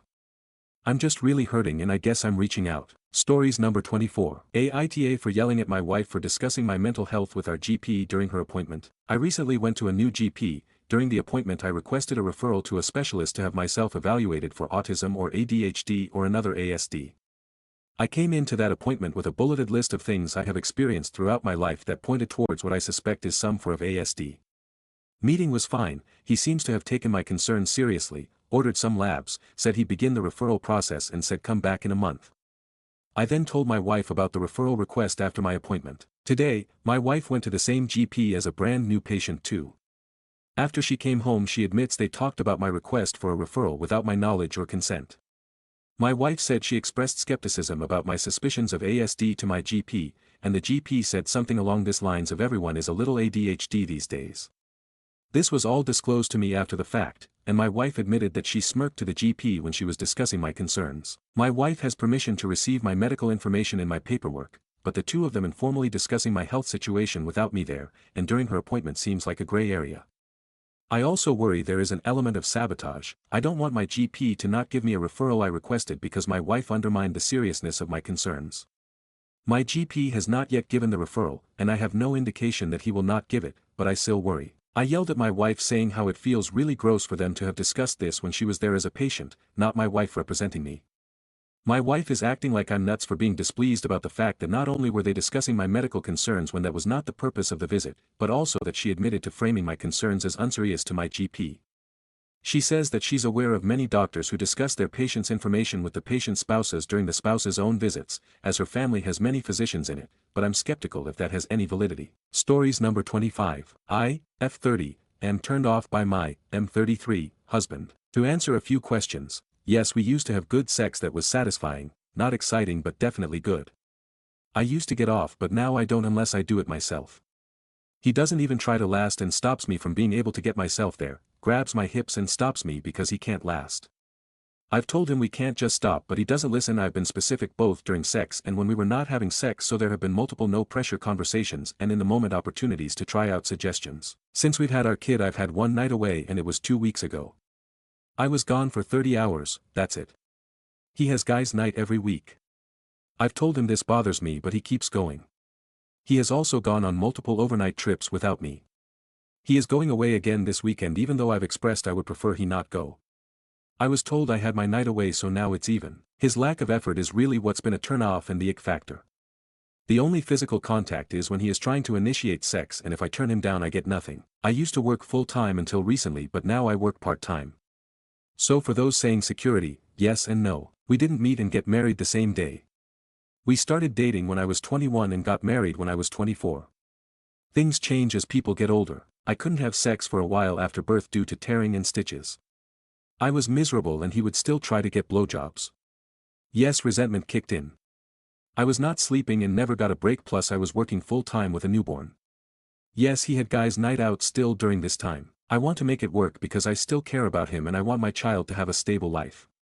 I just feel like I'm spinning my wheels and getting nowhere. Thanks for all the input and advice. My husband and I have been married for 6 years and have a 2-year-old together.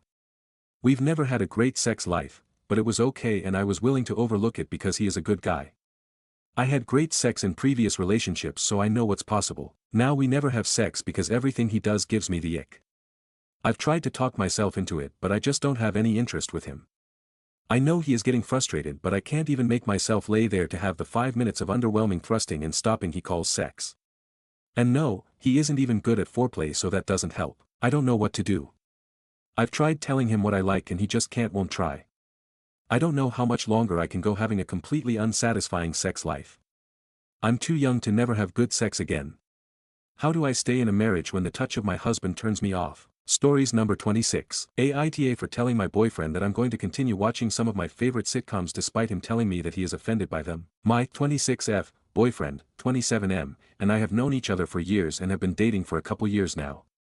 We're in a long-distance relationship so we don't see each other in person often. Growing up, 20 years ago, my parents would watch Everybody Loves Raymond and The King of Queens and I would watch those shows with them. I always think they're so funny and off and on I'd watch them every time they'd come on TV. For the past couple years, I've been having them both play while I do chores or work and they still make me laugh. Tonight, I shared a clip from Everybody Loves Raymond to my boyfriend and made a joke about it regarding him and it turned into a lecture. He was talking about how he has always felt offended and emasculated by these sitcoms because it brands the husband as stupid, lying, lazy, bad people and wives are mean. He said that he'd feel offended for his dad when he was a kid when he'd see his dad I assume watch sitcoms like these too. I don't see what the deal is, I really think he's looking too far into it. He said, I'm criticizing all family sitcoms. They all share this theme and I was able to pick up that pattern even never deep diving into any of them. You can see it just flipping through channels. You see it in the clips on the TVs in waiting rooms and restaurants. So I learned a long time ago I'm not the target audience. In fact I'm the punchline. As a kid I felt offended for my dad seeing these bad dads on TV because bad dads are funny. The kids disrespect their parents, the women always yell at their husbands. The whole thing just screams, disrespect men. They're lazy, bad fathers, drinkers, fat, and not present in their families' lives anyway. Yell at your husbands and put them in their place. Moms rule the world. Hey kids, don't obey your parents, that's not cool. If any of it was ever funny I don't find it funny anymore. I like these shows not just from nostalgia, but the way he describes the bad dads is exactly what my dad is. My parents' marriage is like the marriages you'd see in these shows, yelling and often insane. He knows that too. I've never given him opinions on anything he likes or does, but this isn't the first time he's lectured me on something I like or have an opinion on. Stories number 27. AIO for walking out of my boyfriend's game night. I, 20F, went to my boyfriend's, 23M, game night to finally meet all his close friends.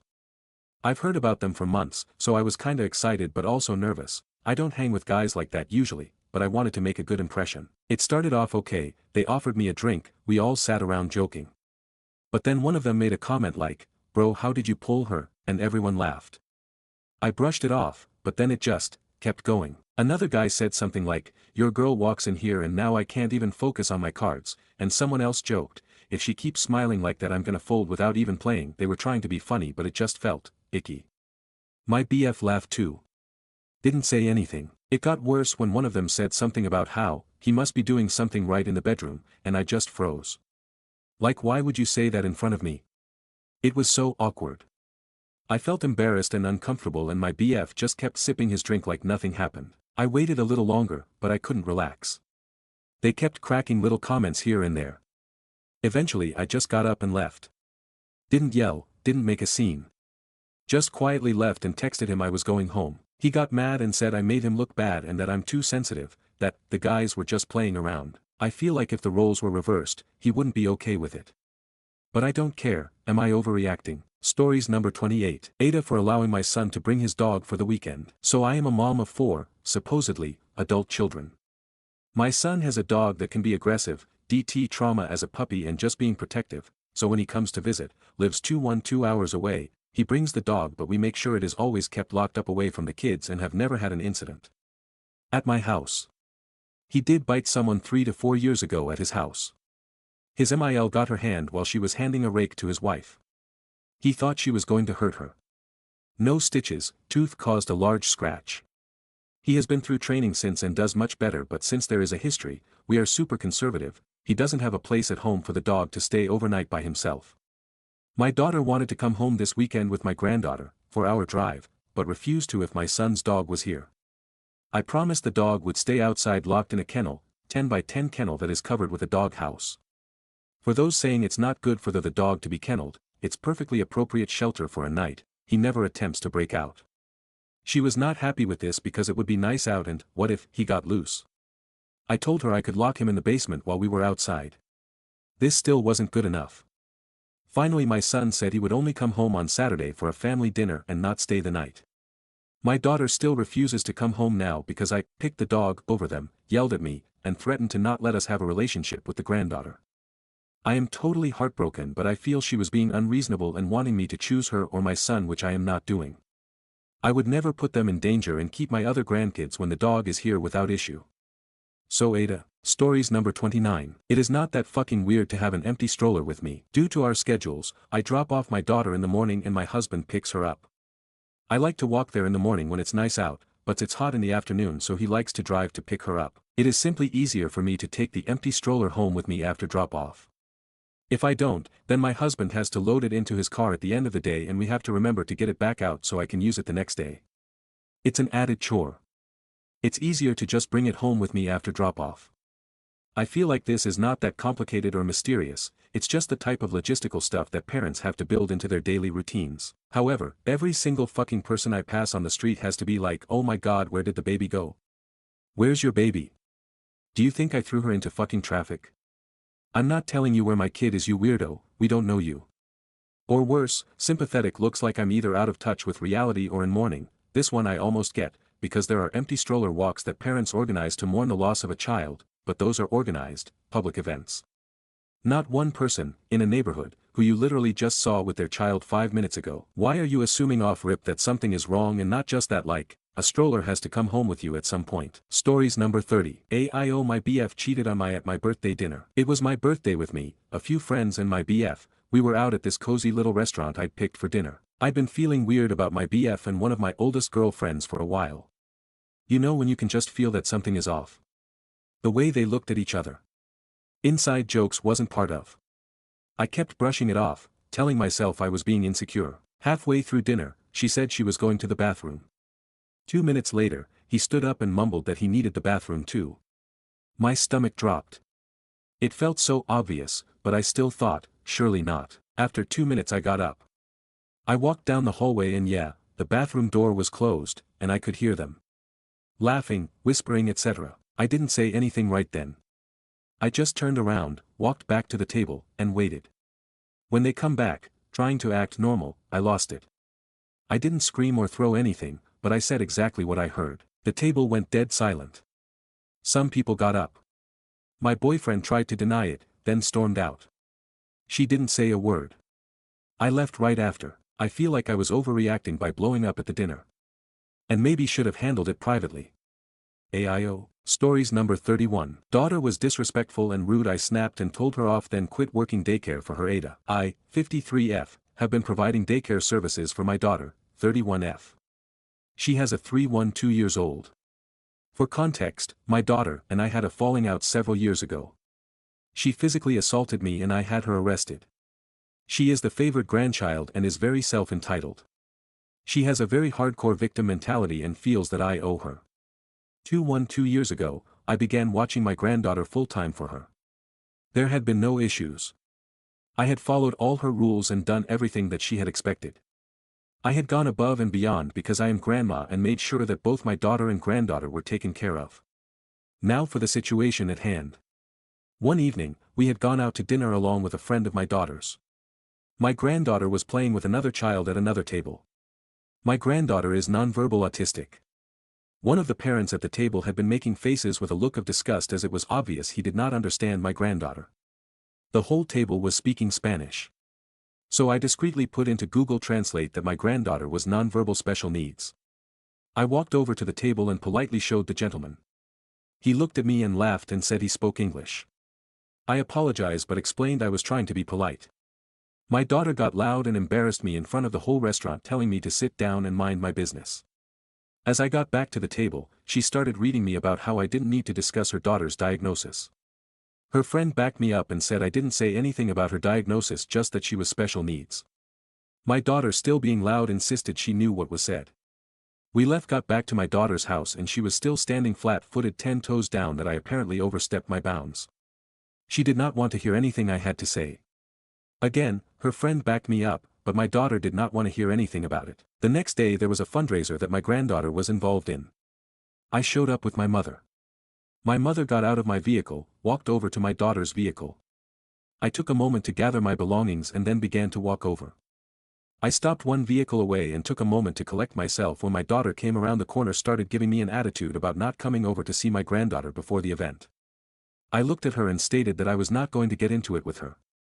Continued walking to the car to see my granddaughter, and my daughter began to berate me, calling me racist, that I was racially profiling and carrying on. She then stated that if I didn't know how to act that I should just leave. So instead of arguing with her, I've looked at my mother and said I have to go. My daughter continued, saying all kinds of hurtful, nasty, improper things to me. I snapped. I told her that she was a self-entitled bitch that needed to get over herself. She kept running her mouth and I told her that regardless of the situation I was her mother and she needed to respect me. Again, she just kept running at the mouth, so I was very angry and in the heat of the moment told her she needed to figure out her life on her own, that I would no longer assist her in babysitting or taking care of my granddaughter. I then walked away and got my vehicle. She proceeded to text me that I should be embarrassed and ashamed of myself for doing that at the function for my granddaughter and how she wasn't going to deal with my threats anymore, etc. I have never threatened to not watch my granddaughter, nor have I ever overstepped bounds before. I love my granddaughter more than life itself and miss her greatly. Has this happened a couple weeks ago and I have not seen her since. My daughter believes that I should apologize and say that I was wrong and admit that I was racially profiling someone. My question is, am I the asshole in this situation? Stories number 32. Aita for not giving my sister back her wedding dress after she gave it to me as a gift. Made a Reddit account just to make this post because I really have no clue what to think anymore.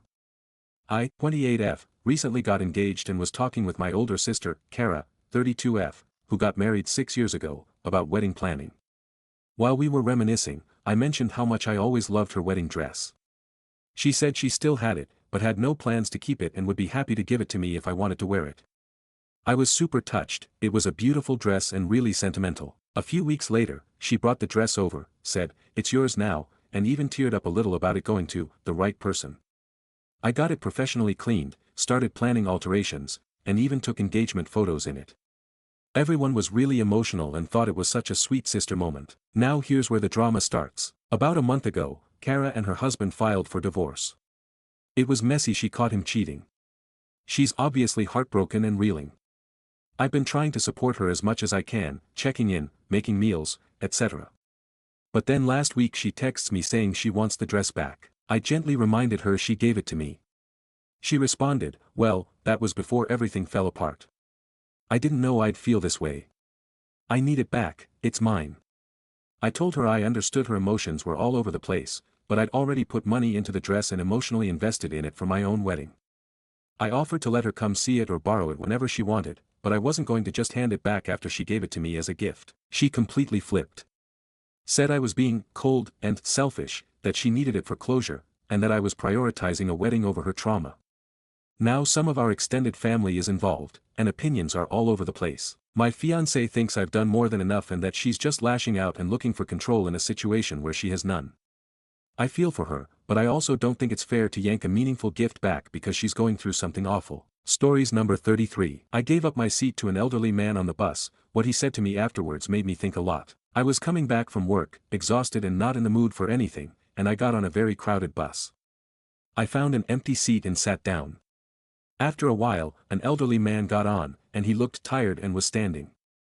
Without thinking, I got up and gave him my seat. He thanked me with a simple smile, and after a bit, he started talking to me. He asked about my work and how life was going. We were talking normally, and I felt like he was a kind and calm person. Suddenly, he said, I haven't spoken to anyone for 4 days, I just needed someone to listen to me. That really affected me.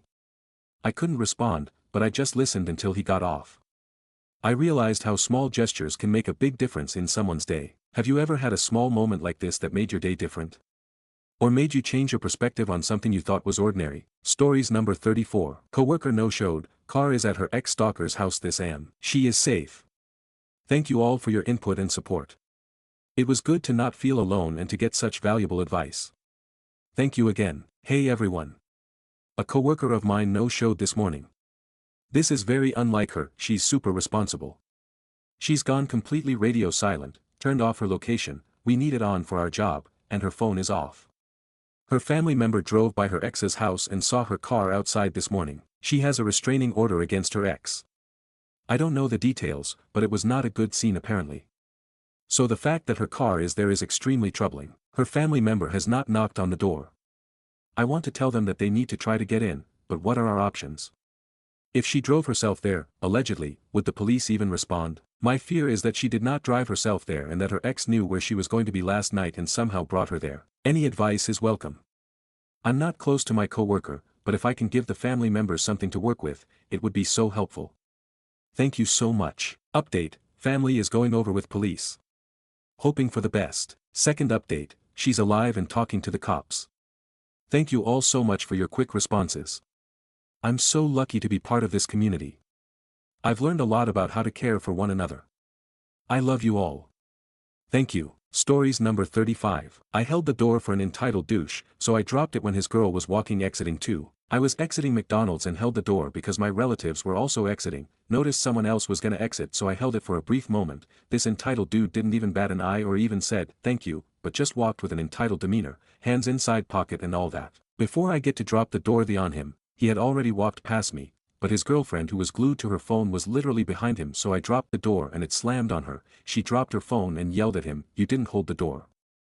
I stared as he tried to help his girl. Sorry for the girl who had to experience that, but I had to make the dude feel hurt even just a little. Stories number 36. Aita for refusing to render free home service to my sister-in-law. I own a female hair salon. As a personal gesture, I don't usually charge my immediate family when they come to my salon for hair services. It's just my way of letting them benefit from my skills. Now, here's the issues. My sister-in-law, Vivian, my elder brother's wife, called me a few days ago asking if I had been bulked by a customer. She wanted to come over and get her hair braided. I said yes and told her to come by the next day. The following morning, while I was getting ready to go to the salon, Vivian called and asked if I could just stop by her house to braid her hair instead, since I'm driving anyway that she wouldn't want to spend money on transportation. I told her the charge for home service. Vivian acted surprised and said something like, I don't understand you. I calmly replied, well, if you want me to braid your hair for free, you'll have to come to the salon. If I'm coming to your house, I charge like I would for any other client. Later that evening, my elder sister called me and said Vivian was sad and felt I was being mean to her. So, Aita for drawing a line and refusing to give free home service, even though I normally don't charge family at the salon. Stories number 37. AIO husband said he'd leave me because I'm ill. I, F28, have been with my husband, M28, for just over 10 years. I've become ill lately, doctors suspect me, something I'm on the waiting list for. My husband has always been very supportive. Lately I have been unwell and a US scan showed my inguinal lymph node has reacted to a potential infection I've had. something the doctor said might be because me can cause a weaker immune system. After 2 months it hasn't gone down and if anything fluid is building up around it. They've advised another scan, but the node may be scarred and causing the fluid build up. They think the next steps is plastic surgery to see what they can do about it. It was mentioned that depending on the damage that the node is removed. I've been warned that I need to keep a healthy lifestyle and wait to avoid fluid buildup in my legs. My husband keeps joking, saying if I get fat legs he's leaving because it's ugly. It's shot my confidence way down, but he said he's only being truthful. Am I overreacting by being upset by this? I'm the type of person who goes to the gym and overall does look after themselves, so the chance of fluid building up to a crazy potential is very slim. But this dude has been by my side through thick and thin, and it's fat legs that's going to make him run in the other direction. Stories number 38. Old school know-it-all got schooled with blueprints and facts. Back when I was still new to the construction field, I was the only woman on site and fresh out of college. I was there to oversee structural integrity inspections for a new commercial build, basically making sure nothing would come crashing down once the project was done. There was this older guy on the team, named Rick. He clearly didn't like taking instructions from someone younger, let alone a woman. Every day, he'd make subtle digs calling me princess, rolling his eyes when I gave directions, and once even loudly joked to the crew that I probably got my degree from Pinterest. I kept my cool for weeks, did my job, and made sure every single note I logged was tight and accurate. Then came the foundation pour. Rick was supposed to handle it, but he made a huge error in the rebar placement. Major safety concern. I double-checked the specs, took photos, and called it out during the inspection walk. Rick tried to argue in front of everyone, saying, "I've been doing this longer than she's been alive. She's wrong." So I calmly pulled out the blueprints, my inspection notes, and the regulation binder, and walked everyone through the exact point of failure. The foreman looked at Rick and said, "She's right. You could have cost us a lawsuit." The look on Rick's face. Priceless. He didn't say a word the rest of the day, and from that moment on, he never questioned me again. Stories number 39. Aita for refusing to let the seller of our house take their furniture after closing. My fiancé, 25M, and I, 25F, just bought a house in a smaller town where I got a new job. We are from Chicago, and have had some culture shocks from moving to a small town. We found this house we loved and made an offer at asking price. Her counter offer was adding $15,000 over asking price, otherwise she wanted to have an open house. She had the open house and she came back after accepting our expired offer. We had just moved to this town not even 3 weeks before this, and we stayed at a nightmare Airbnb. So we asked to put in an amendment to move in after the inspections, before closing. They agreed, with the stipulation that they could continue to get their furniture out until closing. We agreed, and the seller even called us. She's very upset about leaving the house. It means a lot to her, but she's remarried and they have 5 kids combined from past marriages, important later. She reassured us that she only has a few pieces of furniture to move out and they'd get it out very soon. Move day comes and the house is fully furnished with her furniture. With our truck out front, fully packed with movers to help us. We had no choice but to have the movers put her stuff in a few rooms and garage so we can get our stuff into the house. I call her and her husband comes to start moving and picking things up. This is when I learned she's been moved out for months. Anyways, I'm pointing out all her stuff to him so he can take care of it while I direct movers. She had stuff in the cabinets, the house is not packed. The movers get her stuff moved to the best of their ability, which added probably 2 hours to our bill. For the 2 weeks we had before closing, the husband came daily to load up stuff. Mainly because I was pestering them, as I didn't want to have to get rid of their stuff, come closing. During this time I'd remind them, "Oh, you probably want this TV or chair." Which he would reply, "Oh, that's ours. We don't have any room for another TV." That happened daily, and he would remind us what he was picking up. Eventually I got sick of reminding them and I got really busy with my new job.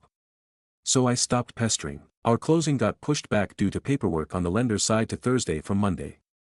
The day of closing, they came and got more stuff with no mention of the patio furniture. Which they passed by every time they came into the house. Closing happened and the deal is done, without lawyers, which is not what we are used to. A few hours after closing her husband reaches out and asks if a Facebook Marketplace buyer could swing by and grab the patio set. We nicely said no. A few hours later, she gets the news and starts to call us repeatedly, and eventually sends a long text message. Saying how accommodating she was by letting us in early and paying utilities. She also said how much they needed the $200 from selling the patio furniture because of their 5 kids. We haven't responded. An important detail is they already left for vacation, which is why they couldn't come over to sell it. We appreciate moving in early, but we paid utilities and let them in daily to move their stuff, along with paying movers to move their furniture out.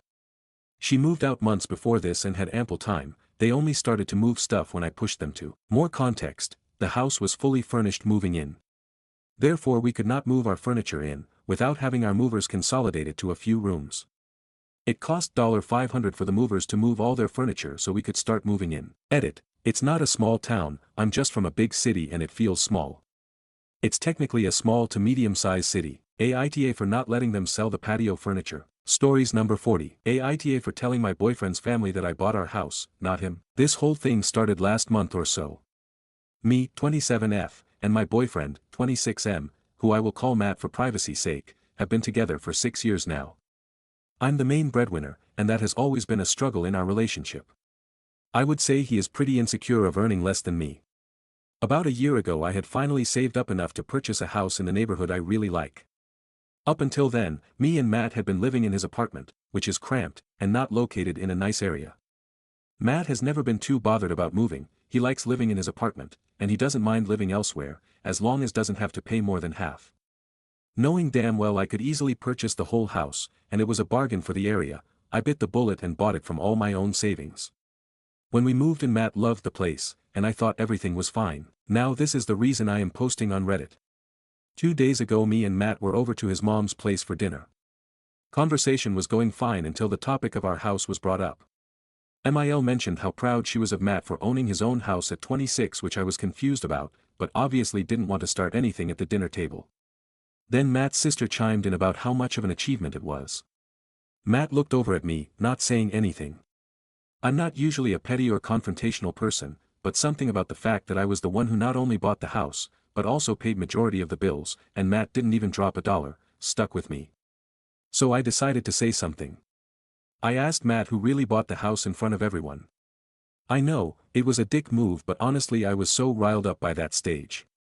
Matt said nothing, and then I announced to everyone that Matt didn't even contribute to buying the house. Immediately after saying that I packed up my stuff and went home. I have been texting with Matt's sister, I will call Kate, who seems to be on my side. Matt is staying with his mom right now, so I have the house all to myself. He hasn't contacted me yet, and I don't know whether it's worth breaking up over a lie like this. Am I the asshole? Stories number 41. Katy Perry is constantly using the feminist movement wrong. It's nothing new that Katy Perry's use of the feminist movement to go to space fell very flat and has been heavily criticized, rightfully so. I'm so glad this dialogue has opened up because this is not new behavior from her. Her most recent song, Woman's World, was a terribly thinly veiled attempt at pandering to women that went oh so horribly wrong. From the AI-sounding lyrics to the misogynistic music video, construction women in Daisy Dukes and bras, I have no idea how she did not get called out for the utter BS of that release. I don't want people to go watch it and give her views, so just know, it's awful. I can't get past the close-up scene of her squeezing her boobs together to show some jiggle like EWWW. I am so sick of her doing this, and I'm not waiting for 3 strikes. She is out in my books and I just needed to rant because I am over it. Stories number 42. Aita for telling my coworker to stop trauma dumping on me during lunch breaks. I, 32F, work in a pretty fast-paced office, and lunchtime is kind of sacred for me. It's the 1 hour in the day where I can actually relax, scroll my phone, or just eat in peace. Recently, a new coworker, let's call her Amy, 29F, started sitting with me almost every day during lunch. At first, I didn't mind. She seemed friendly, a bit quiet, but nice. But then she started oversharing, a lot. Every time we sit down, she launches into something heavy: childhood trauma, toxic relationships, family drama, even therapy sessions. At first I tried to be supportive, thinking she just needed someone to talk to. But it's become every single day. I leave lunch feeling drained instead of refreshed. Last week, after yet another intense session where she cried over a story about her ex, I gently told her that maybe lunchtime isn't the best space for these kinds of conversations. I said I didn't want to be rude, but I need that hour to decompress. She got really quiet, then later sent me a message saying she felt rejected and that I lacked empathy. Now I'm getting weird looks from a couple of other coworkers she talks to, and I'm wondering if I came off as cold. I do feel bad, but I also feel like it's not fair to dump emotional weight on someone every day during a work break. Aita for telling her to stop trauma dumping. Stories number 43. My son just told me he is gay. I, 52M, am the father of a 17-year-old son. We're really close, he's my whole world. We've always had a great relationship. He's a typical guy for his age, he plays football, has a good group of friends, and we talk about everything, or at least I thought we did. Last night he came into my room and told me he was gay. He looked like he was going to throw up. He said, "Please don't hate me for what I'm about to say," and then told me. I just froze. I was just so shocked that I went totally silent for a few seconds. When he saw my reaction, he started crying. That snapped me out of it, and I immediately hugged him and told him I loved him over and over again as he sobbed. He kept apologizing and I kept shushing him and telling him he didn't need to be sorry. We both cried. Since last night I can't stop spiraling. I love my son with everything I have. That hasn't changed and never will. But I'm scared. In our country things are complicated, people in the city are starting to accept it more, but we live in a small town in which these things are still very controversial.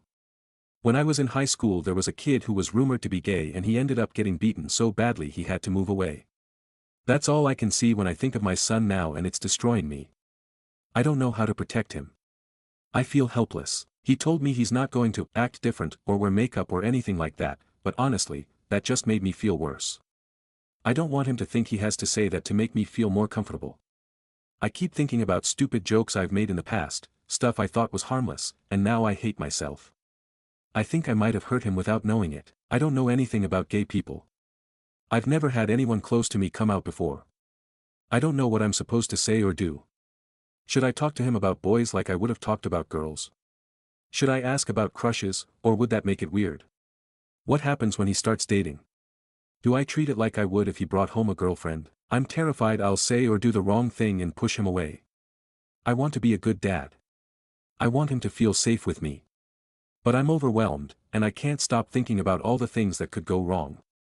I keep picturing people being cruel to him. I can't sleep. I feel like I'm failing him already by not knowing what to do to keep him safe. Am I overreacting? I don't have anyone in my life I can talk to about this. I just want to do right by my son. Stories number 44. I threw a large spider at small children and I feel awful. I was cleaning my entire house the other day because depression is a bitch that turns my home into a hovel. As I was sweeping the bathroom, a big spider came scurrying out from behind the toilet. I screamed and ran away. It was instinct, and I'm glad nobody was around to witness my cowardice. I really don't like killing things, especially big things that might take multiple hits and or leave a mess. So I grabbed a cup and an envelope and scooped it up, trying not to panic as I scampered towards the door to chuck it out. I live in an apartment with only one neighbor, directly across the hall. They have a bunch of kids, who are all off this week for spring break. As I opened my front door, there were two strange kids, probably between 5 to 8, waiting for their friends to come out of the neighbor's apartment. My dog is a giant doofus who followed me to the door and saw new friends, so he immediately tried shoving past me.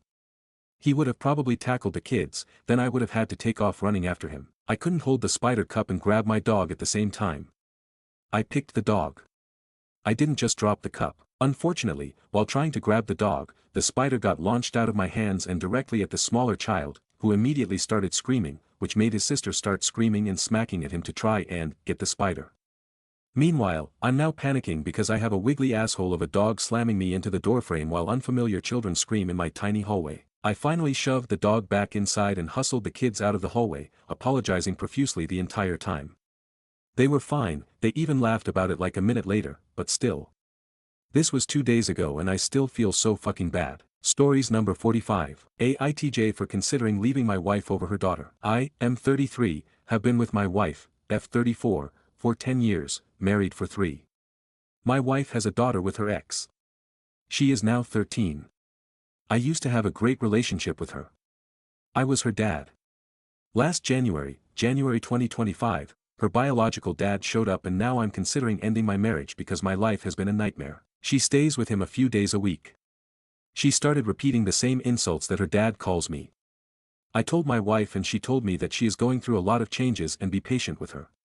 Her soccer team needed a coach, so I volunteered since I have been playing soccer since I was a kid. She has started making fun of me in front of the kids. Yesterday, I said it out loud that if anyone disrespects the coach or other players, she will be benched for 2 sessions.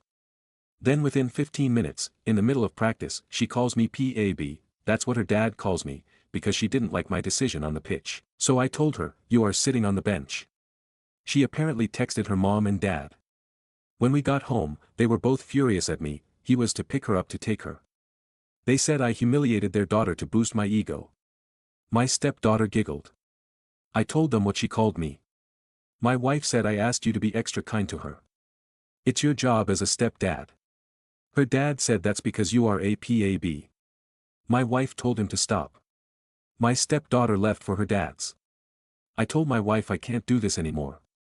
She said, so bailing out like a coward instead of stepping up. I have been thinking all night.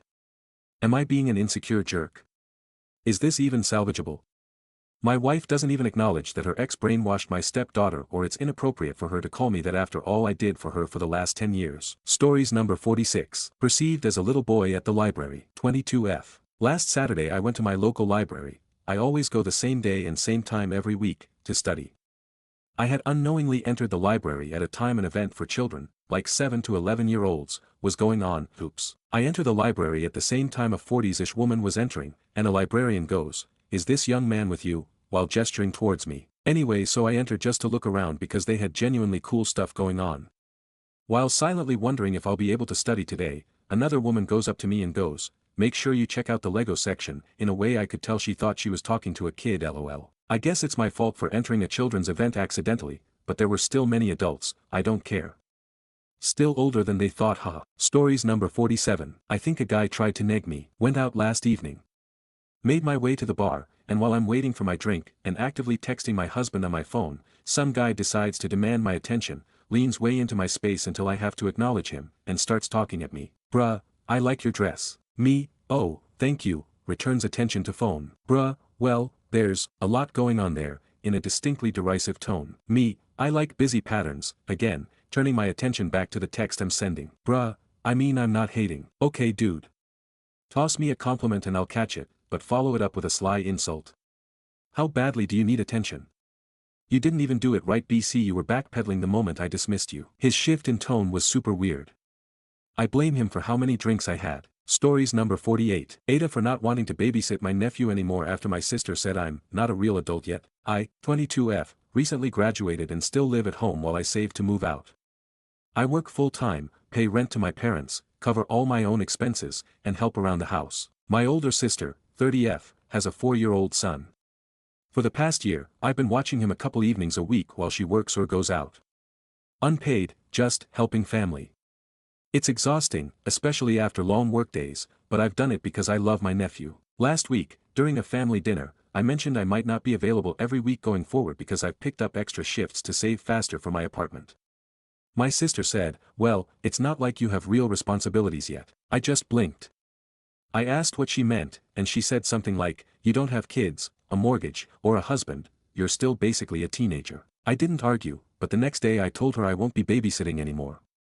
I said I'm happy to hang out with my nephew on my own terms, but I'm not going to keep rearranging my life when she clearly doesn't respect mine. Now she's pissed, saying I'm punishing her son over a comment and being dramatic. Aita. Stories number 49. I installed a lockbox for my cheese and now my roommate says I'm creating division in the house.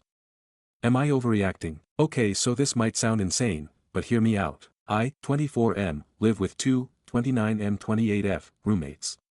One of them, 29M, is fine.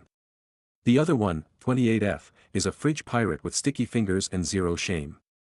I don't even think she likes half the stuff she steals, she just eats it because it's there. The final straw was my cheese. My mother brings me cheese from my home country every time she visits. No, I can't buy it here. I had it hidden behind the milk for safekeeping, but I opened the fridge yesterday and it was gone. She said, "Oh, I didn't think it was a big deal, it's just cheese." No, it is not just cheese. That cheese was the only joy I had left this week, so I snapped. I went full chaos. I bought a small fridge lockbox. Yup, a plastic safe that goes inside the fridge. Combo lock and everything. Put my cheese, my fancy yogurt, my cold brew, and my chocolate in there. Labeled it, "Unauthorized entry will be considered an act of war." She saw it and now says I'm creating division in the house and being hostile and passive-aggressive. Am I? Or is this what happens when you push a peaceful person to the brink over dairy? Because honestly, I'm about 3 bites away from putting air tags in my hummus. Stories number 50. Aita because I put a pan in the sink after my husband uses it. My husband fries an egg in a Teflon pan using olive oil most mornings.